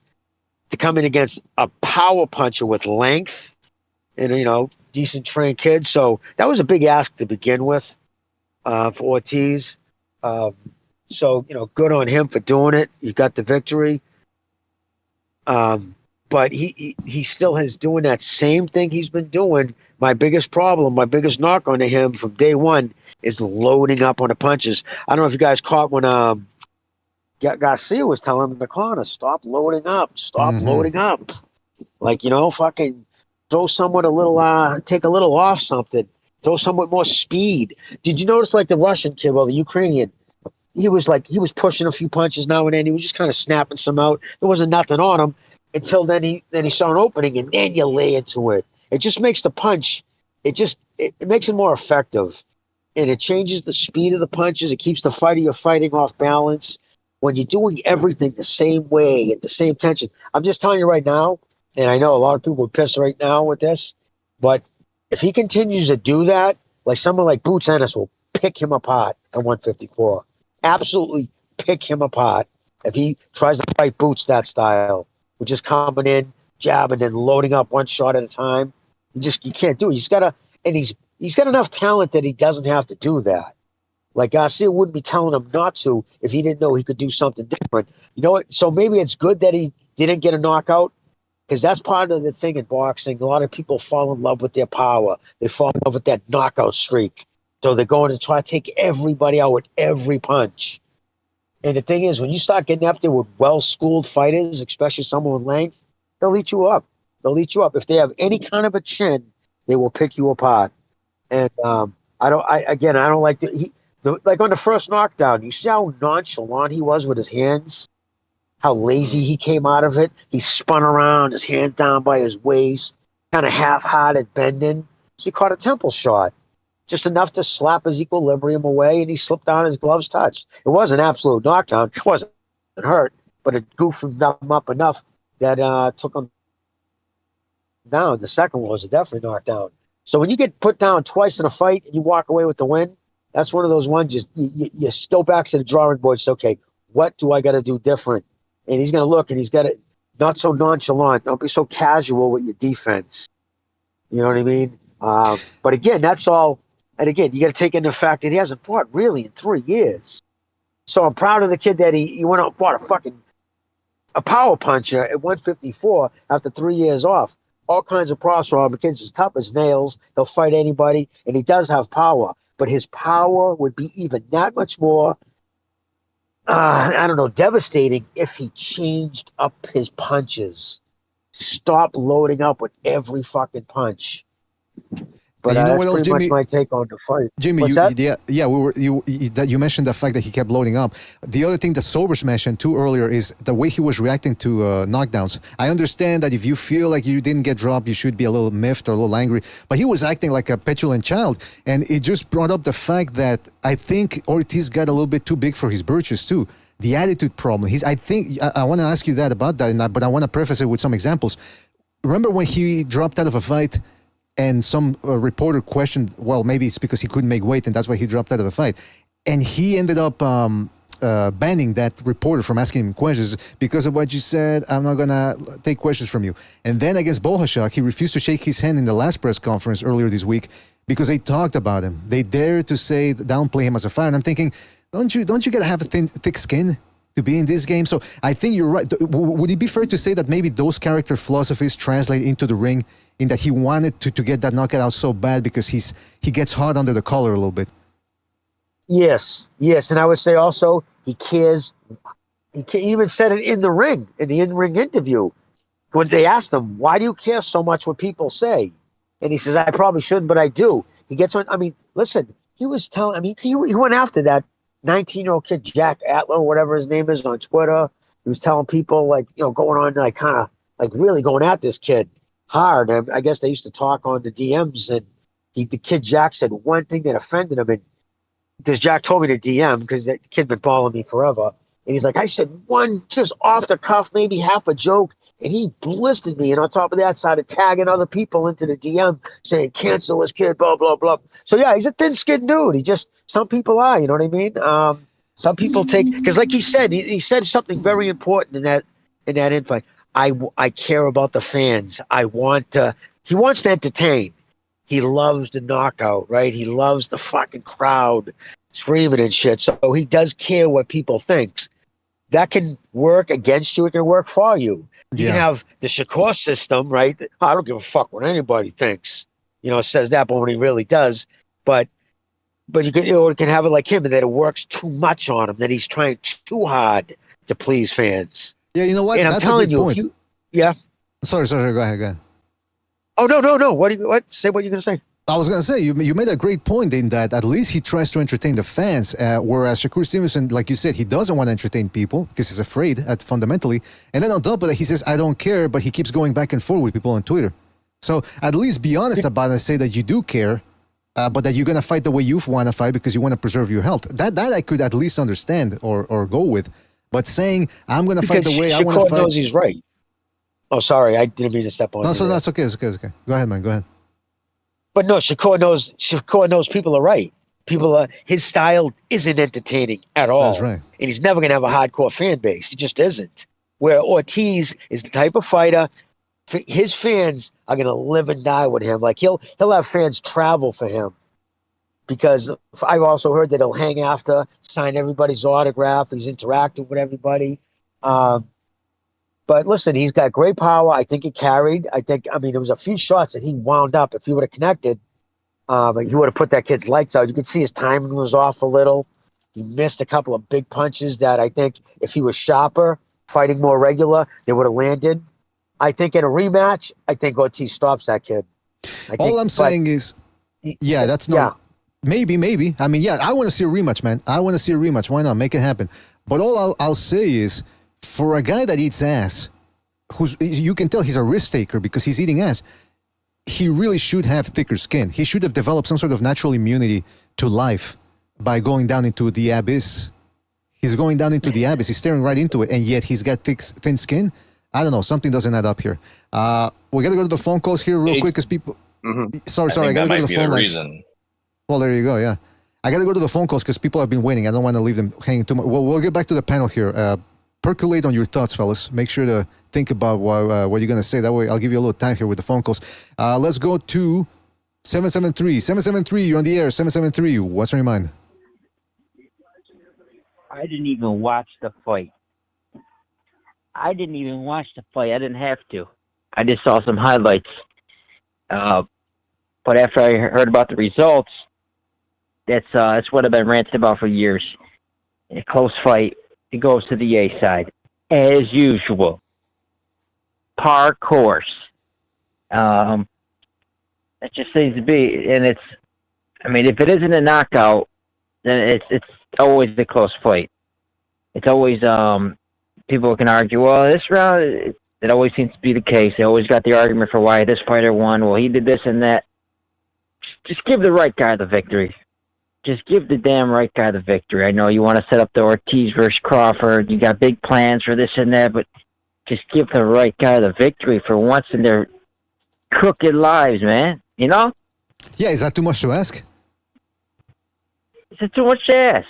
Is it too hard? I saw Bohachuk. I was watching him way back when he was fighting them Hollywood Fight Nights, and I was impressed. Like, oh, he's got potential, and not surprised at all that he went up there and spoiled the party for the big hot shot.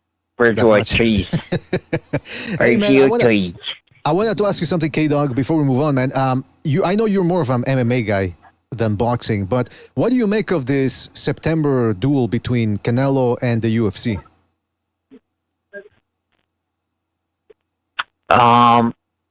From what I understand, it's Turkey. Turkey's involved, ain't he? Right, that's right. What it seems like to me. It seems like, I mean, this isn't nothing new. The UFC and boxing, they've been battling.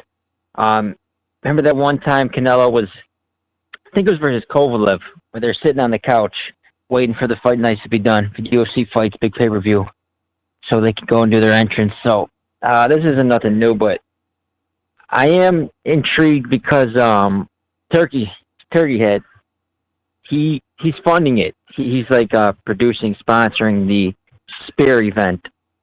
They lost a big fight, big event, and with his comments kind of going head-to-head with Canelo, it is interesting, but I don't know if that has anything to do with it. I think it's just business as usual. This dude puts up a lot of fights, so there you go. I don't know. All right, you heard it there from the K-Dog direct, undiluted. As far as my last thoughts on the fight, isn't it true though when it comes to 12 rounds, if it's not a knockout or a complete blowout, people can argue night and day about, well, he was the aggressor, well, he landed the cleaner shots, well, he threw more. Oh, you see his defense? That should be way more. It's I feel like that's the case. There's always an argument for why their fighter won. I mean, some dude can get dominated start to finish, but someone will come in and say, yeah, but did you see his defense? You see the way he dipped some of these punches? That should be, that's the problem with boxing. You got these 12 rounds, 3 minutes, and the scoring is very subjective. But I feel like most people could see the dude won the fight. The dude won the fight. Bohachuk. Well, there you go. I'll leave you to it. All right. Take it easy, K-Dog. Thank you for calling in, man.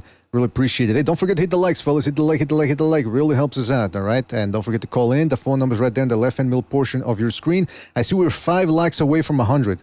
Come on, fellas. 5 people hit that like. And we're golden. Golden, Jerry. Golden. All right, let's go to our phone call here. Let's go to 214. 214, you're on the air. 214, what's on your mind? Man, 154 is just so complicated.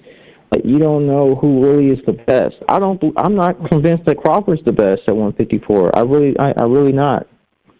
Like, I don't know, man. I don't know if Crawford would have beat Bohachuk, if I'm being honest. Oh. So like, what do you want? Nobody, like, I don't know who the best is. Like, there's so many guys, and there's not enough guys fighting. They do fight. That's the truth. But there's not enough guys fighting.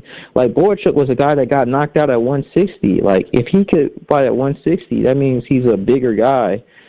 And I don't see Terrence beating up on a guy like that.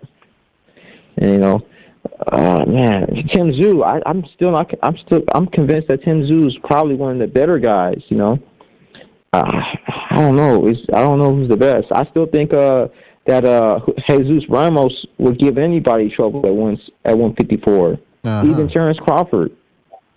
Man, this division is so complicated.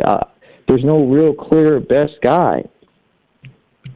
That's a great point, caller. That's a great point. Now, let me ask you this. Do you enjoy that, or does it make you rack your head in amazement and displeasure? I haven't done any maps, so I wouldn't know if I enjoy it or not. Well, listen, because I got some sort of a OCD type stuff going on. So when things are untidy and unorganized, and when they're not going, there's no clarity, there's a lack of clarity, I start going a little bananas. So I think I'm right there with you, man. I don't know what to make of this division, and hopefully the best fight the best. Now, let me ask you this. Some people are saying, Crawford, keep Ortiz away from Crawford. Do you agree with that, or do you want to see that fight right off the bat before Crawford gets any older? If they're going to make it, they should make it now. But I've always felt that it's Virgil Ortiz, that Paco, the president of WBO, told everybody that Virgil turned down that fight. His team turned down that fight twice, and now he's still trying to fight Spence. That's the fight he really wants. I said it in the chat. He wants to fight Spence, the guy that Terrence Crawford beat up on. So it's weird. I like Virgil. He's a nice kid, but You know, he's just kind of a weird dude, man. Like the fight for Crawford's there. He's waiting on Pandora versus Spence, and we all know he's hoping it's Spence. That's right. Yeah. That's the truth. The guy eats ass. The guy eats ass, but he seems to be reluctant to fight Crawford. I mean, that makes no sense whatsoever. Anything else you want to say? Hold on. Give me this. People love to shit on Crawford, but it's clear that a lot of these guys really don't want to get in the ring with him. That's my problem. How can I shit on Crawford's resume when I know some of these guys really don't want to get in there and prove that they're better than him? Yeah, well, that's my problem with Crawford. His resume is not that good, but I can't just I can't just lay into the guy because I know some of these guys just don't want to fuck with him. And before I go, I want to say that man, I think Leo is a big puncher at featherweight. At featherweight, Leo is a big puncher. Like, he knocked out Mike Plania. He knocked out a couple of other guys too. The only guy he didn't knock out was that Baez guy. But yeah, I think Leo's a big puncher at featherweight. Well, I mean, it'll be a tough fight. It'll be a tough fight he's a tough fight for anybody. Yeah, man, it looks like it looks like that way, man. I mean, the guy's he's a go-getter. He's got good stamina. Maybe you're right. Maybe at 126 is a big puncher now. I don't know, man. We'll see. All right, well, listen, thank you for calling in, man. Good call, and call back next time. Take it easy out there. All right, sure. Mm-hmm. All right, fellas, don't forget to hit the like. Really helps us out. I see we're at 101 likes for the moment. That is acceptable, so we'll keep going with that. Let's go to another phone call here. Let's go to 713. 713, you're on the air. 713, what's on your mind? So I was watching the fight, the whole Golden Boy card. It was actually pretty good. And as far as Virgil Ortiz, he fought a sparring partner, and he agreed to the fight, but I don't think he got dominated. Now, his performance wasn't that great. He's not the Virgil of old. Now, with that being said, I don't know why Jermell, Charlo at 154. I don't know why he's not active. Like, he could he could beat Crawford. He could beat Ortiz. Well, I think, and he could beat this Ukrainian guy. But now he's missing in action. That's my whole pet peeve with 154 Charlo, that he's nowhere to be found. Maybe if Ortiz works on his boxing skills, his IQ, maybe he'll get better. He's coming up from a layoff, but that was a pretty fun card last night. And as far as Venado Lopez, wow, he went, dude, that's bad. But that was my whole take on this fight from yesterday. And thanks for having me on the show. Thank you for your call, man. Nice and succinct as always, man. Appreciate it. Take it easy, man. Yeah, I wanted to go back to that. Okay, so before we continue, shout out to everybody who's in the chat. Don't forget to hit the like. Hopefully you're enjoying the show. The phone lines are still open. Make sure to call in. Aldo wanted to show something here. Let me just download it first. Excuse me, because it could take a little bit of a... it could disrupt the connection here a little bit. So let me just download it. And then, okay, so Aldo, you want us to play this on the air? Oh, Aldo's not here, man. Fuck. Okay, so Aldo, because we're talking about Venado Lopez, who got his ass knocked out yesterday by Angelo Leo. And, for a long time we were talking about Venado Lopez is very explosive, very good. He makes it work for what he's got, but he's got a lot of deficiencies, and you can tell he's just going by his physical talent. He's relying on that. Here's a clip that Anderson Aldo just gave us to illustrate some of this stuff that we were talking about. Hold on a second. Check this out.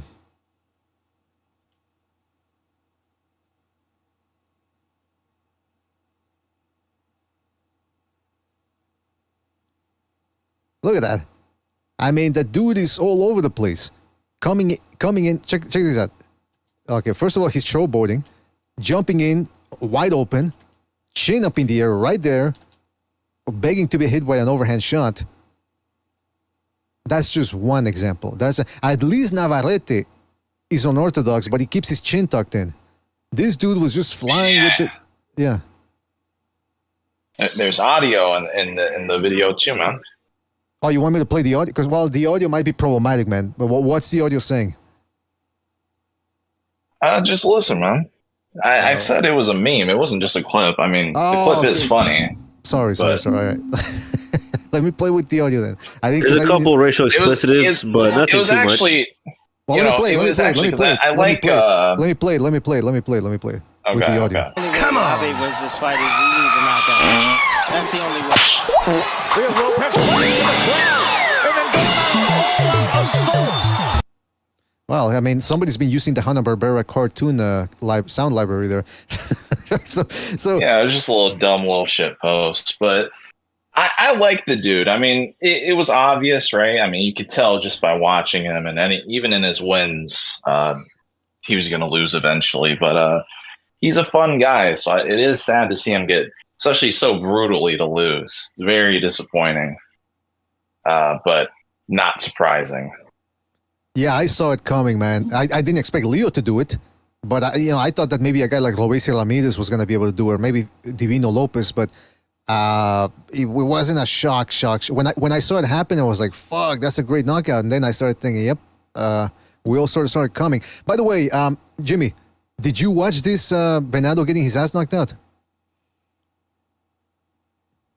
No, I did not see that. I did not. All I did was catch the last fight. I'm not even home. I'm out in, almost on the New York City state border. What? Yeah. So that's why I wasn't at the house. So I had to watch the fight on my phone. Well, can you look at? I'm sharing the screen. Can you see it? Yes. Let me watch it. Okay, right now. this is the Venado Lopez. Wait, tell me when you're seeing it, because I don't know if you're setting it up now or. Let's see. Here we go. Okay, I'm watching it. Ooh, god damn! Now here's my question to you, because that's a walk off. That was a walk off knockout. The referee counted full count, and the Chris Algieri, who was doing the commentary, was going, "Ref, why is he counting? Why is he counting?" And I'm thinking, wait a minute. Our consensus here is we want to see guys get counted out. That's what the 10 counts for. What do you think? Do you think too many referees? 100% agree. Yeah. No, 100% agree. Count it out. Count the whole fucking thing out to fucking 10. Because that's the difference of a TKO and a knockout. Right? It just looks better, a knockout. Because if he would have waved it off, say he got counted to 4 and then waved it off, then it's a TKO. Ref stoppage. Right. Count to 10, make it a knockout, and then, I mean, seriously, what's the few extra seconds going to do? Was he trying to say that those few extra seconds are going to be life and death? You know? Dude, exactly, Jimmy, you know that there were people online saying, like, why was the ref counting him out? Like, people were actually complaining that the ref gave him the full 10. And it's like, that's how it was traditionally done. Like, look at all those old fights. They were laid out fucking cold. They still counted them out. Like, that's just, you know why? Standard. You know why? Some dudes some dudes can take a huge shot and look like their fucking eyes roll back in the head, and all of a sudden they shake it off. Yep. Boom. Exactly. Tyson Fury. Exactly. Tyson Fury looked like he was, but I mean, the ref said that he saw him move his eyes and look. That was a good sign that he wasn't out cold. But there has been guys. You want to know another fight? This is a bit controversial. You want to know another fight where that would have benefited? If you look at Danny Jacobs versus Dimitri Pirog, he was not knocked out cold in that fight.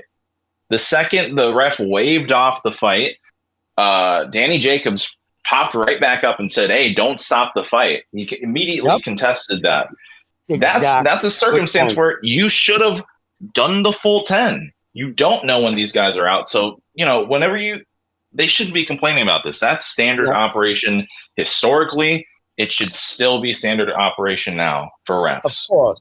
There's a reason why you have a 10 count, right? Take full advantage of it. Count me out. Give me the opportunity to jump up on my feet.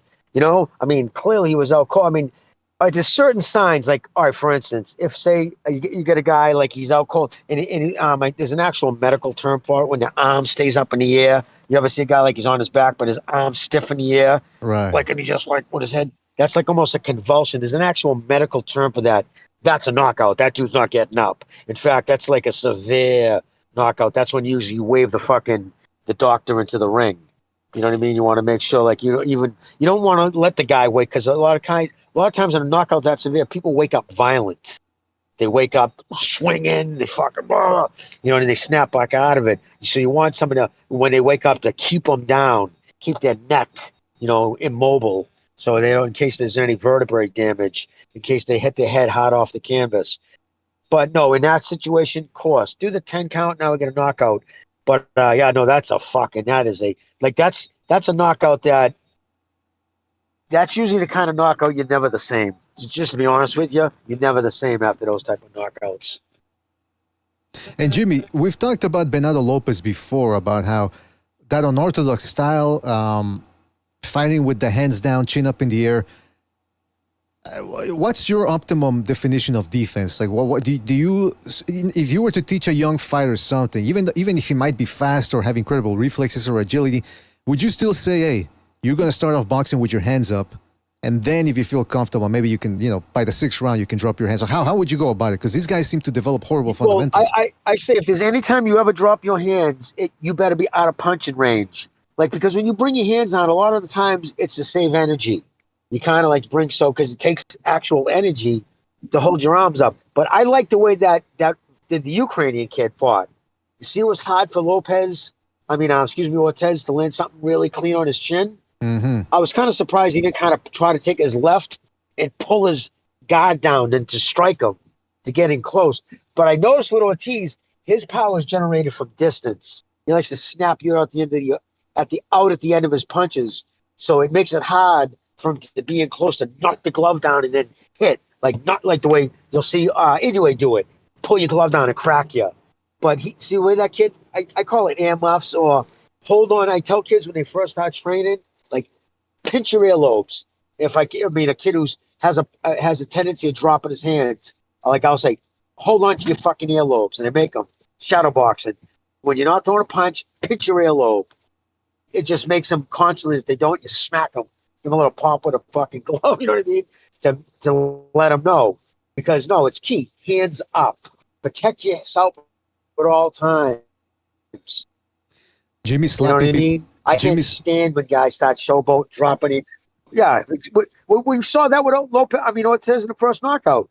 Half-heartedly, hands down by his waist, kind of showboating a little. Boom! Got caught in the temple. Was knocked off enough balances. Gloves touched the fucking canvas. That was a knockdown. So yeah, no, I'm all about keeping the hands up at all times. I remember Bernard Hopkins. He would start off fights with the hands up, and then once he started dominating, he would drop that left hand. He wouldn't start off from the get-go with hands down, playing around. That you do that once you find your timing and you figure out the guy. If you figured out the guy, these dudes, I'm telling you, horrible fundamentals. Perfectly said. If you figure out the guy, once you got the guy figured out, you got his timing figured out.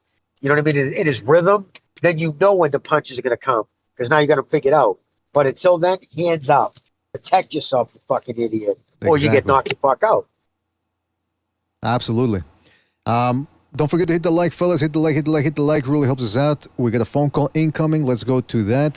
347, you're on the air. 347, what's on your mind? Hey, what's up, fellas? It's NPR again. How you guys doing? NPR, man, what's up? Hey, kindly tell Jimmy not to bring up the Lord's name in vain on a Sunday, especially. Great point. That's okay. We got to rebuke Jimmy for that. Jimmy, you did that wrong right there. You did it wrong. Anyway, so the Venado fight didn't particularly.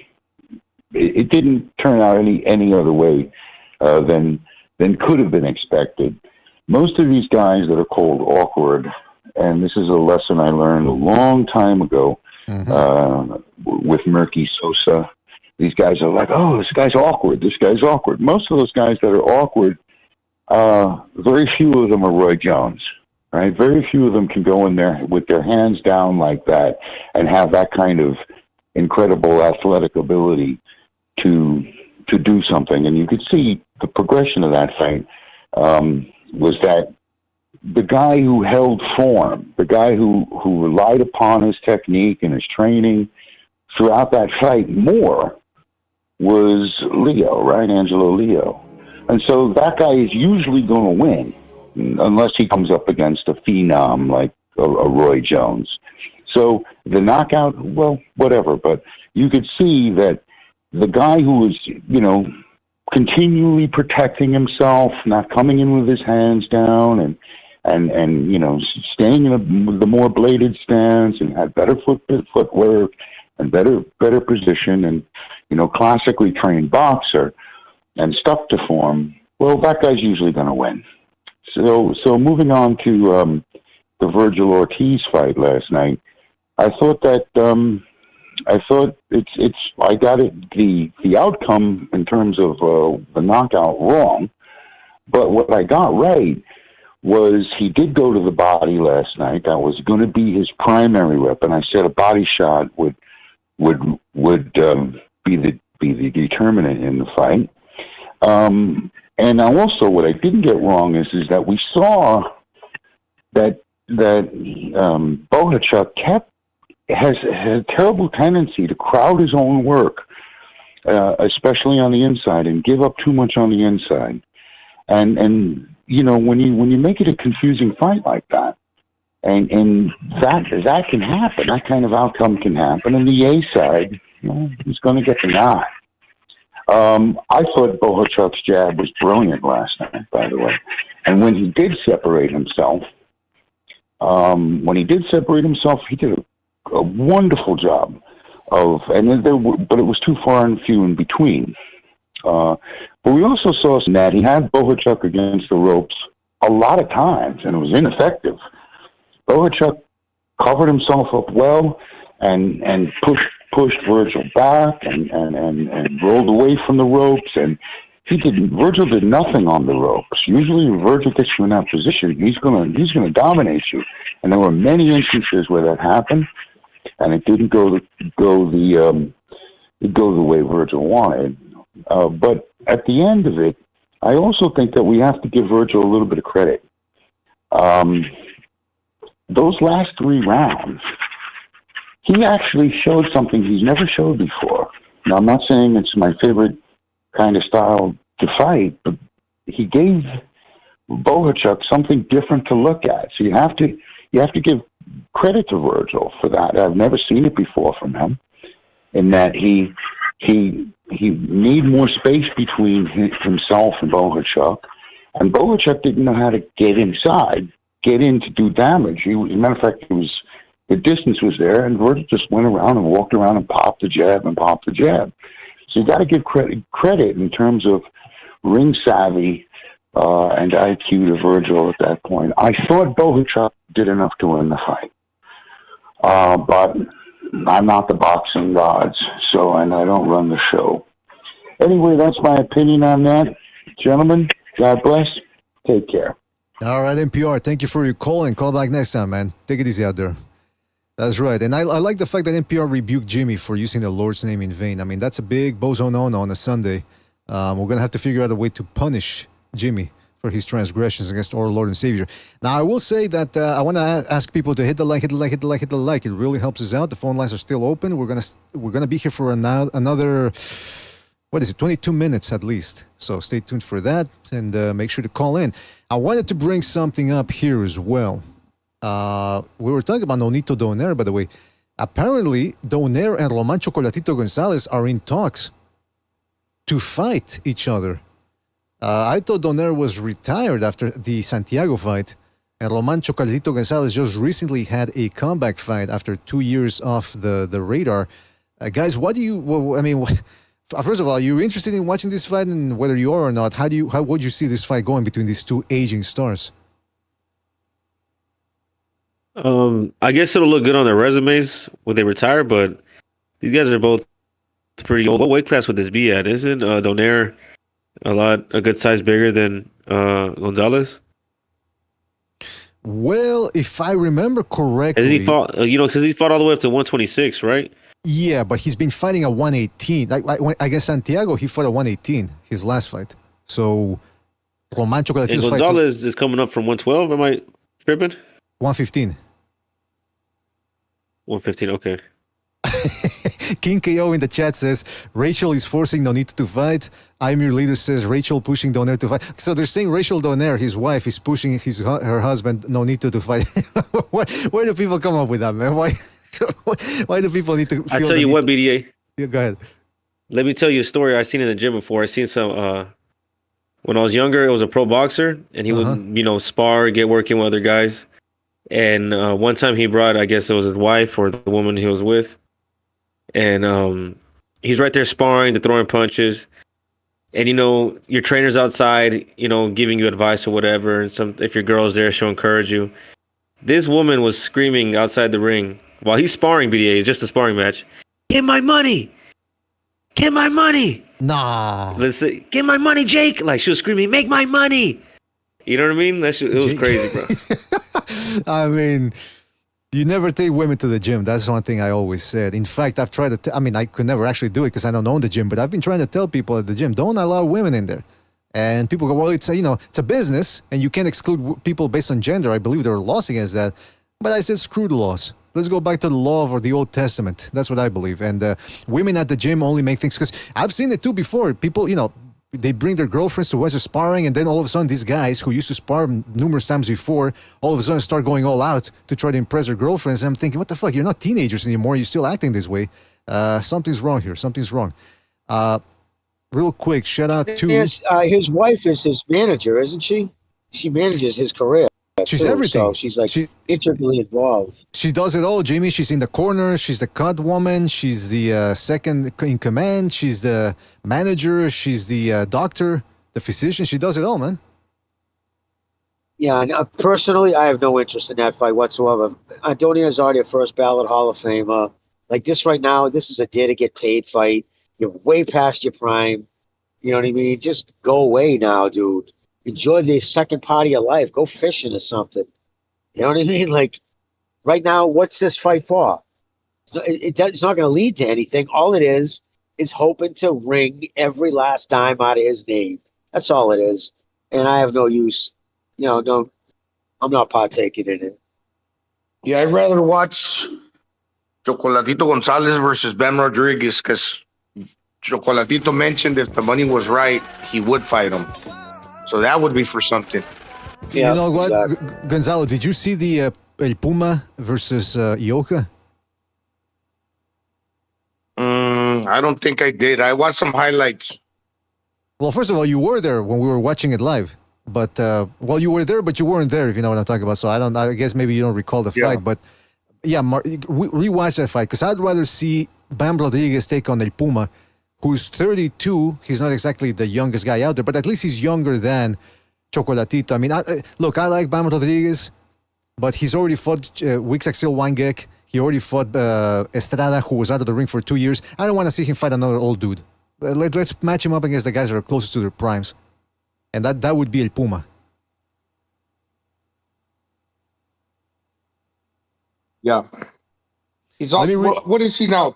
I think Puma's also 32, but yeah, he's still a strong fighter. Yeah, man, because Chocolatito, I mean, it's and on top of that, I think at his age, his style is tailor-made for a guy like Bam.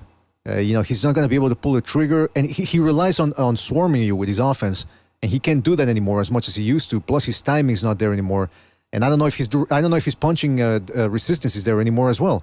And what does Bam do better than anybody right now, or what's his strength? Punching power. That's one of his strengths. I also recall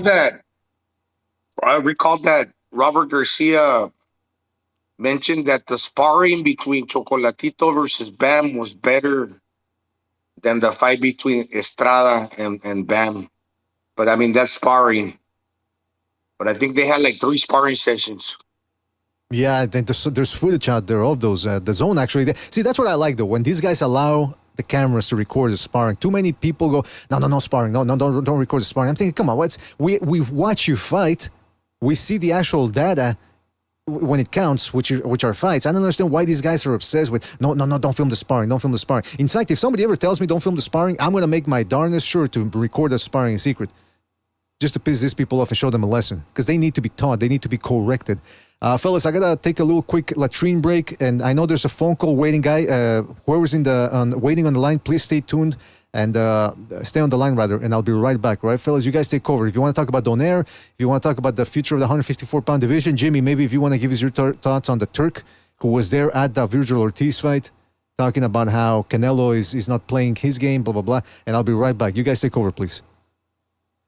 Well, all I got to say about the Turk, man, it's like, why bump heads with Canelo? Like, of all people, just not a good look, man. Me personally, I don't know. And he also did it with Tank Davis, which I understand because Davis was like, well, I want to fuck a Ferrari and all this other shit. But listen, put it out there. Hey, listen, you want to do the fight or you don't want to work with me? Yes or no? But to question, to start saying, since losing to Bivell, all he wants to do is do cherry picks. Now you've crossed the line, dude. Now you went from the guy who just has a lot of money, who claims to be a neutral arbitrator, just wants the best to fight the best, to now you're a promoter. Now you're moving like any other promoter. So, I don't think it's a good look. And it's done. I'll tell you right now, a lot depends on how many people buy this Canelo fight. Because I'll tell you, people don't realize a lot. When Canelo's numbers, the reason why he fought Triple G the first time, it was like, okay, we got to fight him now. Because his numbers started to go down. He had 3 pay-per-views in a row, and each went down in increments of 100,000 plus. Because remember, it was that time he fought Khan, and then he finally was like 3 no-hopers in a row.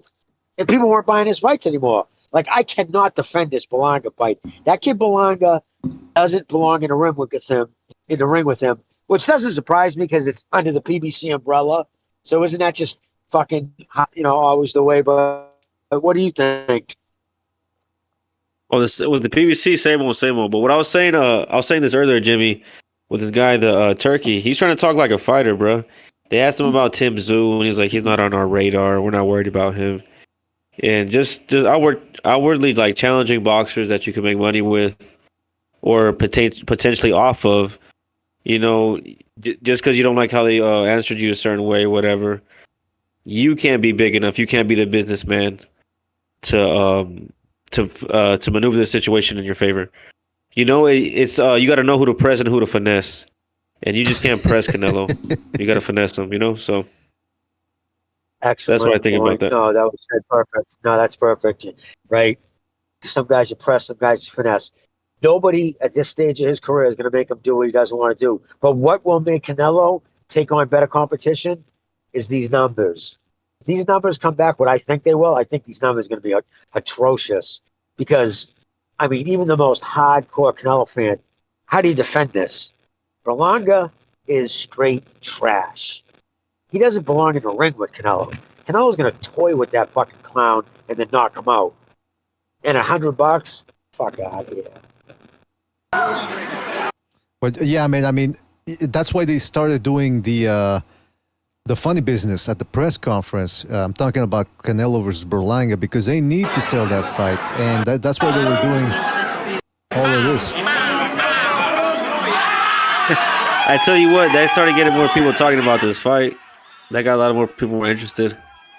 Well, yeah, that's what I'm saying. That's why they did this whole rigmarole on the screen. I think this was organic, BDA, natural.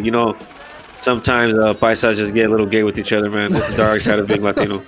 Yeah, they added Stephen Fulton last minute too, didn't they? Like haphazardly threw Fulton on the card against a quick no-humper who was knocked out by Figueroa, the guy that he already. Put it this way: the guy that Fulton's fighting, he's fighting a guy who's last since he lost Figueroa. Jimmy, I can't hear you, man. You're breaking up, man. Oh, okay. Can you hear me now? Nah, there's a radioactive. Okay, all right. I'll call back. All right, man. Yeah, Jimmy's on the move. He's in the New York border or near the New York border. I don't know what he's doing, and I don't want to ask what he's doing. He's none of my business. Plausible deniability. What else was I going to say? So yeah. That Berlanga thing.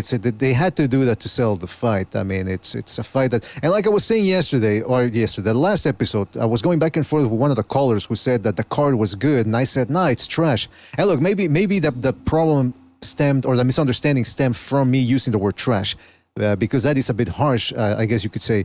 But it is a bad undercard, and you got to understand that most people, whether you think it's a good card or not, most people think that the Berlanga-Canelo fight is a mismatch, and then on top of that, you give him what they believe is a weak undercard, I don't think this is going to do well, man.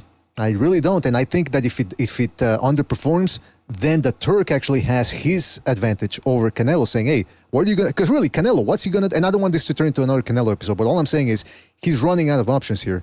And the Sheik might just be the guy who's holding all the cards. Let me read a couple of super chats here before we continue. I know there was a phone call there. Shout out to Health is Wealth for his contribution with the super chat. He says, Ortiz's hands are only up. What? Ortiz's hands are only up is when he's eating booty. Okay. Okay, I get what he's saying. Okay. His hands are only up when he's eating booty. Hey, well, maybe, man. He certainly seemed to be clutching onto those cheeks like there was no tomorrow, man, if you see that picture. And I'm pretty sure someone's going to use one of those AI filters that adds movement to the actual image. And if somebody does that, please send it to me just for archival purposes. I'm not going to be watching it over and over, but just if somebody could send that animated, it would be appreciated. Shout out to Rafael Garza for his contribution with the super chat. He says, Jimmy needs to whip himself like Silas in the Da Vinci Code. Absolutely. Self-flagellation or whatever that's called. That's what Jimmy needs to get into. He's part Irish. He should know better than this. Shout out to Chris K for his contribution with the super chat. He says, Ortiz throws too hard. 8 straight rights all night. Yeah, that's what we're talking about, man. Overcommitting with that overhand right. If you're going to overcommit to anything, at least make it to the body. Yeah, you might get countered, but at least you're going to hit something. Whereas if you're overcommitting upstairs, you're going to miss, and that's going to take away from your health bar, and then that's all she wrote. Let's go to a phone call here real quick. Let's go to 956. 956, you're on the air, 956. What's on your mind? Hey, ¿qué onda? Saludos a la raza. Hey, I'm here to rebuke Jimmy, bro. But hold on. LT, Jimmy. LT, could you, are you on the Bluetooth? No, I'm on speaker. Is this better? Now it's better, yes. Go ahead, LT. The floor is yours. All right, man. I'm here to rebuke Jimmy, bro. That's all, bro. Like, how dare you, Jimmy? God, what? Jimmy. Jesus, Jimmy. How dare you say the Lord's name in vain on a Sunday? And how dare you say that Boots Ennis, an unproven dude, will fucking beat Virgil Ortiz? How dare you, Jimmy? I agree. How dare you? And I got another one for you, Jimmy. You know what? I made him. Bro, as a Canelo fan. No, I made a mistake. I made a mistake. Terrence Crawford. I did mess up. I realized after the fact I said Boots Ennis. I didn't mean to say Boots. I meant Terrence Crawford. Sorry, that was a mistake. I don't believe you. I don't believe you. Bullshit. I don't believe you anyways. I'm still rebuking you. You see how the rebuking is working, BDA? See how it's working, BDA? Got another one. How dare you, as a Canelo fan, say how this is going to be hard to defend the fight between Canelo and Berlanga? It's easy, bro. We want to see Berlanga get knocked the fuck out. Easy sell. Easy. Well, I'm not doing... All right, that's all right. Shout out to OT, man. Good to hear from you, man. Take it easy out there. All right, yeah. All right, take it easy, man. Yeah, I mean, after all the talking he does, Berlanga, I wouldn't mind seeing him knocked out, but is he really worth $100 on top of a bad undercard? I don't know, man. You got to be selective too, because then you give these people the impression that you'll buy anything they put on pay-per-view, and that's not how it should be done. That's not how it should be. And by the way, just for anybody that didn't listen, because I think Jimmy was breaking up a little bit, he said he meant to say that Crawford beats Ortiz, not Boots Ennis, which I agree. I think the Ennis-Ortiz fight is 50-50, but Ennis is in the same boat as Ortiz. Let's see him move up to 154. And I guarantee you, all of a sudden, he won't look as good as he does at 147. Let's go to another phone call here. Let's go to 915. 915, you're on the air. 915, what's on your mind? What's up, bro? It's El Tanque. Oh, Tanque, what's up, man? Yo, hey, bro. I want to start off with saying shout out to Apolinario and Ayala fight. We got another Mexican champion in the super flyweight division. Knocked out the Filipino. Oh. Crowned himself as a new Mexican champ down there. That's possibly a Sonny Edwards opponent. Bro, I don't understand how on the Lindolfo fight, we got 2 rounds that were also 10-8, and they gave the fight to Lindolfo. That I thought was, I don't know, I felt like my boy got robbed. That low blow shot, that was not a low blow. He hit him on one part of the arm, it slipped, it hit him in the, it slipped down there, and they wanted to deduct the point. I felt like Brian Flores took that fight. Virgil and Bohachuk, man, I told you, man. These people want to paint Virgil as a the next great fucking thing, and he is not that. He's a very good fighter. That's it. That man eats way too many punches, bro. I feel like Mono Ramos puts mad hands on him. That's another bad style matchup for him. That's another big 154-pounder. And that's a dude that, has faster hand speeds than a Bohachuk. Man, more punches in between the exchanges. As I knew it, bro, Virgil is I don't know. He's just an entertaining fighter. That's it. I don't see him doing anything great. By the time I give him four more years, and then he'd probably be punch drunk. He was out there fighting like he had a football helmet, fucking ramming head to head like he's one of them dinosaurs with the, what do they call the hammerhead dinosaurs? Yeah. Well, that's yeah, man. That was ugly. He was ramming his head out there with Bohachuk. 4 more years, he's probably gonna be punch drunk. Come on. That's a very unhealthy style of fighting, bro. He takes way too many punches in the face. And in that division, we have a lot of big dudes that are heavy punchers, like Brian Mendoza, Ramos. There's a possible Virgil Bohachuk rematch, and another Madrimov would do with power and light on his feet. That division is stacked. Y'all need to tell Boots to go up there to prove himself, because I need to see him with someone, that's going to give him a pushback. All these other dudes he's beating up, bro, he's supposed to do that. And he still hasn't looked all that great either. Uh-huh. So, I have a question mark on Boots. Why did Virgil and his team duck the fade with Bud at the end, bro? I know you. Did you guys see that clip where the Turkey from November was in the back room telling Virgil, "You and Bud are next," and Virgil tells him yes, and then Robert tells him, "Yes, we want that.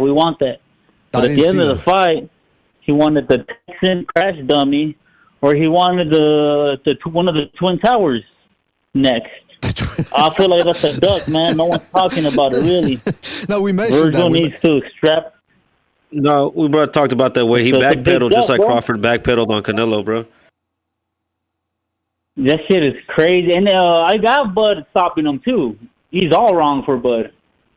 It's a very bad stylistic matchup. Bud will probably pick him apart and stop him under 10 rounds, bro. Probably. That's why I want to see it. Let's see if it happens. I don't understand why some of these guys now all of a sudden, like you said, Ortiz is... Because De La Hoya said yes to Crawford, but then Ortiz, like you said, he was talking about Spence versus Fundora. And by the way, well, actually, we're going to get off this off there. Anything else you want to say, Tanky, before we go? Yeah, real quick. Earlier today on another show, I had heard that... the WBC was going to look into reviewing this fight again between Virgil and Bohachuk.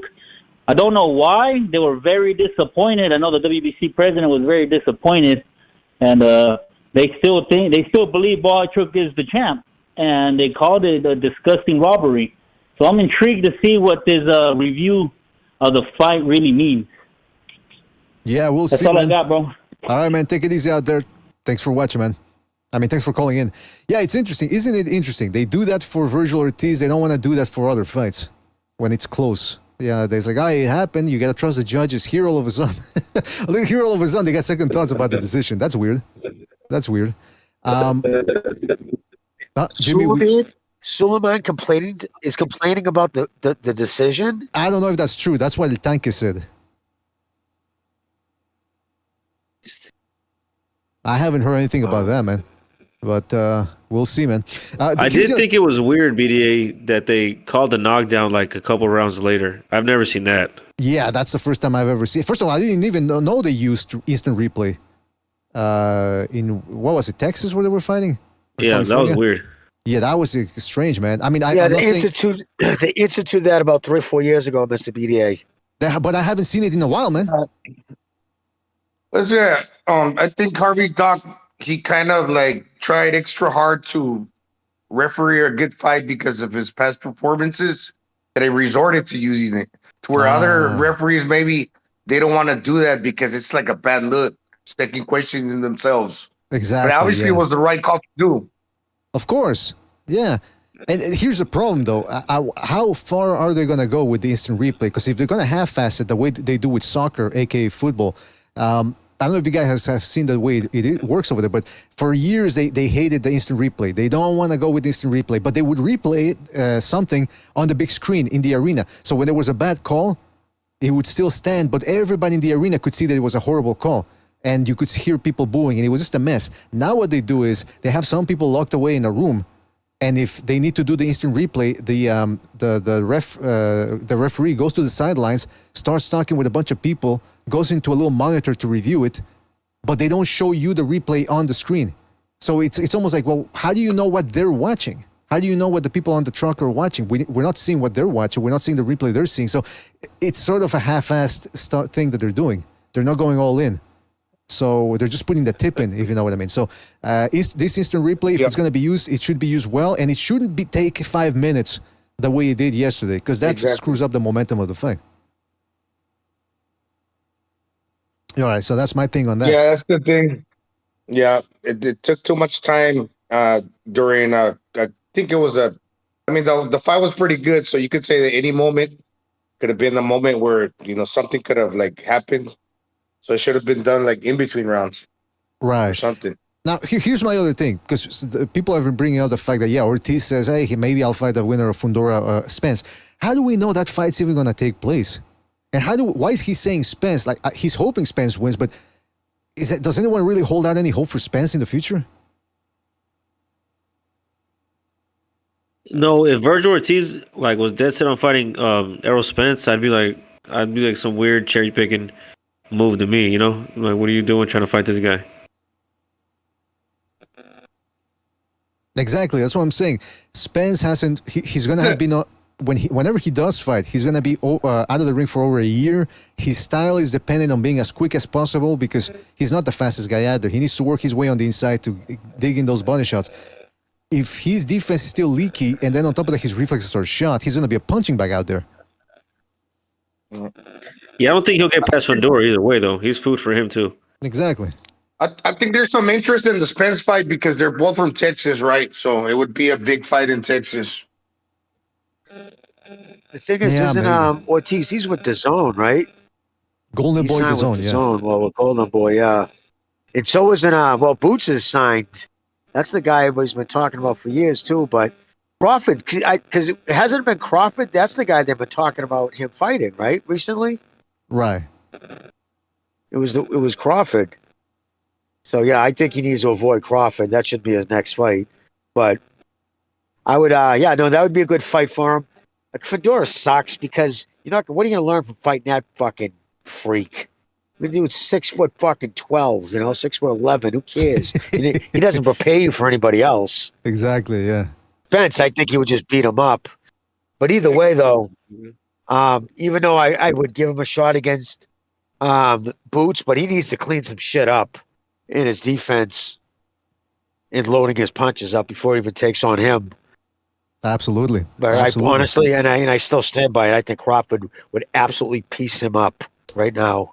If he fought the way he fought last night, loading his punches up, telegraphing his punches, sloppy defense, coming in with his hands down. Yeah. Even though Crawford's older. Absolutely. Yesterday, he didn't look sharp at all. And here's my thing, though. Because everyone's talking about, fighting Fundora is a side quest. Like you said, that's a side quest right there. But here's what I'm thinking. People are forgetting that the real champ of the division, Jermell Charlo. Now, Charlo, he's in a bit of a bind himself because the last fight against Canelo, he ran around the ring, got dominated, utterly dominated. And then on top of that, he took the knee to Canelo. So that psychologically, that creates a whole other gamut of problems. But the point is, at 154, if he could still make that weight, he's still a dangerous fighter there because of his punching power and the fact that his style is made for a lot of these guys. He moves around the ring, and then he runs them into something. But again, he hasn't fought since last September, so it's going to be it's going to be a year layoff in a couple of weeks. My thing is, if he's still sharp, if he can work his way to 154, that's another dude that I think people are overlooking at 154. Now, do I think he beats, let's say, Crawford? I don't think so, because if Tony Harrison was outboxing you, I'm pretty sure Crawford could probably do as well. But now you're seeing Crawford is starting to have trouble with big guys, or guys his own size, rather. And Jermell Charlo is a big 154-pounder who can crack. Now, I'm not saying Jermell Charlo would beat Crawford, but I was never on board with people saying that it would be easy. Charlo's a dangerous guy. So I'm still curious. I'm surprised that, people are talking about Ramos, Ortiz, Crawford, Madrimov, but they're not talking about the real king, the guy who's still the lineal champion. That is Charlo. Well, did they strip him of his all his belts? Yeah, but he's still the lineal champ. If I'm not mistaken, didn't he say he was going to 160? I don't think he would take 154. If he did, I think he'd be appreciated. Yeah, I'm having a hard time hearing you. I'm having a hard time hearing you, but you're okay. But you're correct. Having a hard time hearing me again. Okay. But you're correct, though. Yeah, but you're correct. Yeah, I'm dubious about whether he can make 154 as well, because he didn't look bad at 168. He looked filled out. So I don't know. Making 154 now could be a. What do you mean he looks filled out, BDA? Wow, did that sound dirty? Is that what you're saying? Yeah, a little bit. What do you mean he didn't look bad? He looked filled out.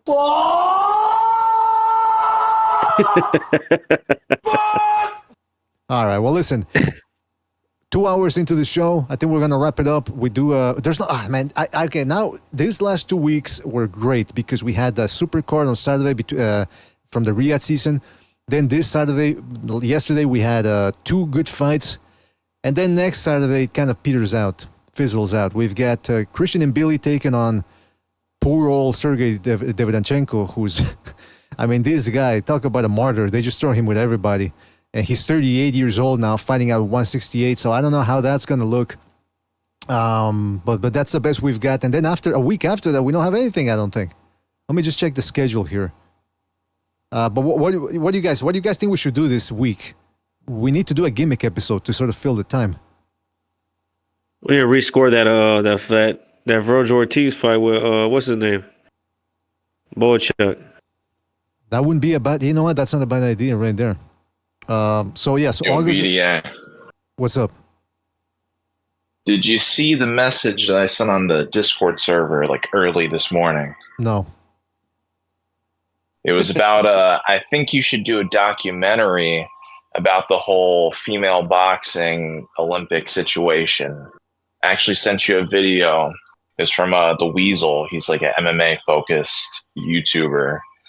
And he actually had some pretty information about that situation. And if you've seen any of the clips from the IOC, I believe is what they're called, the International Olympic Committee. Uh-huh. The language that they use when talking about Imani Khalif, I believe is her name, is very strange. And I think you'd have a field day watching those videos of them discussing the whole situation. It's bizarre. Well, can I say something about that? Her. Yeah, let me say something about that. I've yet to comment on that situation because I'm hearing different versions all over the place about whether he's transgender, whether he's intersex, whether he's actually a woman, and blah, blah, blah. All I know is there's a controversy from both sides. Both sides appear to have a good argument that there's something fishy going on here. And I'll check it out. Yeah, I'm going to check it out what you said. I don't know. First of all, I'm here in Canada. We got stringent laws in regards to how you talk about transgender people or intersex people or whatever these people call themselves this week. So I'm very dubious about touching that subject as well. And I want to hear both sides too. I want to see more evidence come out before I even start talking about who's in the wrong here, if anybody's in the wrong. No, for sure. I understand. I mean, you don't need to dive too deep into the whole culture war aspect of it. I thought it was pretty important. Imani Khalif went through the process of appealing her being banned in this other organ, not for the Olympics, but the World Championship or something. Uh-huh. And then once the appeal process began, she then withdrew her attempt to. Yeah. So after I heard that, it changed perspective, because now when you look on social media, it seems like everybody's accepting that that she deserved to be in it, and that, you know, she's a woman. And I don't know, that just seems like to be the prevailing consensus now recently. At first, most people were saying, no, she's actually born or had XY chromosomes. Now the narrative, the popular narrative is flipped, but I thought that was very interesting. I really think that there's a lot of content there, very timely as well. Well, as it pertains to that, Don't cut his dick off, bro. yeah, no, there's no dick cutting here. But what I'm saying is, I'm very dubious, like I said, about touching that. It's interesting the way you broke it down. I also want to tell people that I'm in Canada here, the Great North, and the True North rather. And I don't know if you guys, we're part of the Commonwealth. I don't know if you guys have been seeing what's going on in the UK. People are getting arrested and sentenced within 2 days to year-long sentences because they were watching a protest or even just disseminating video of protest. So I don't know what's going on in England. It's turning into 1984 over there, right before our eyes. And even the United States, during the whole hysteria against terrorism, we never saw that type of stuff going on. And they had the Patriot Act where they was, grabbing people and sending them to Guantanamo Bay to get their testicles electrocuted. Never did we see anything coming close to what's going on in England right now. So I'm part of the Commonwealth here in Canada. I don't know what type of connect. I got to confer with my lawyers, my attorneys, to see what's going on, what I can and can't say. But I'm very a careful Pete here before I even open my mouth. That's all I'm going to say. Well, apparently even Americans need to be afraid, because they were threatening, the British police were threatening Americans that were commentating on what's going on in the UK, saying that they might go after them too, whatever that means. Well, so, somebody pissed off. Apparently somebody, Knockout Net says, BDA, tengo miedo. En este momento tengo miedo. No, but you know what? There was a girl on Twitter. This is what I heard, allegedly. She started looking into well, you know what? I don't even know if I can say this on the air. She exposed, let's just say she compared the sentences that these judges were giving to the people who were protesting, and then the sentences that they were giving to people that do what's considered the most horrendous thing in society, if you know what I mean. Well, you know, when Jesus said, suffer the little people, the little children, that's what we're talking about. Those people. So those people apparently were receiving lighter sentences than the people that were protesting. So apparently they're going after her now. And I don't know if that's true or not. Yeah, Again, that's it was a viral tweet by Elon Musk. He retweeted a post over and he said, "What the hell's going on?" And it showed two Brits, white, British people. It said 50 days in jail for a Twitter post. Another guy got like 6 months in prison for something he said, and then the third guy was an illegal migrant who molested a fucking child and got community service. I mean, I gotta tell you, man, it's getting crazy out there. You people are. I mean, I don't know. It's second Renaissance stuff we should be talking about, and even second Renaissance. I don't even know if I'm going to be talking about it. But anyway, fellas, thank you for joining us. Really appreciate it. It's a third rail sucker. The training shit. I mean, it is what it is, man. Shout out to Gonzalo. Good to hear back from him. Never Sobers, Jimmy, Aldo. Shout out to you guys for jumping in. Really appreciate it. Everybody that called in. Everybody that donated the super chat, always appreciate it, guys. Thank you for joining us. Hope you enjoyed the show. Again, we're gonna be back with some shows this week, at least to cover the what's it call it, Billy fight. We're gonna talk about that because at least it should be good. It should be an entertaining fight. But we're also gonna try to maybe do some gimmick episodes, see what happens. Also, you never know what's gonna happen in between the week. Maybe some big news gets dropped and we do a show on that. And yes, we're working with Dr. 805 to bring you a show with him where he can disseminate his expertise, share it with you guys. We get to ask him questions, and maybe I'll try to get Clarence Bones Adams back because I know he was interested in what the doctor was saying in regards to CTE as well and how some of that can be reversed. So that's a good show that you guys should be on the lookout for. And that's about it. Again, I want to thank all of the panelists for joining us. Everybody in the chat. I want to thank Knockout Net, JA, Protectorate General, Team Batman Boxing. Apology, man. Haven't seen him in a while. The Parukua, Nightmurph. Shout out to Nightmurph. And if I forget anybody, fellas, because we got to go. But shout out to you, fellas. Thank you for joining us. Really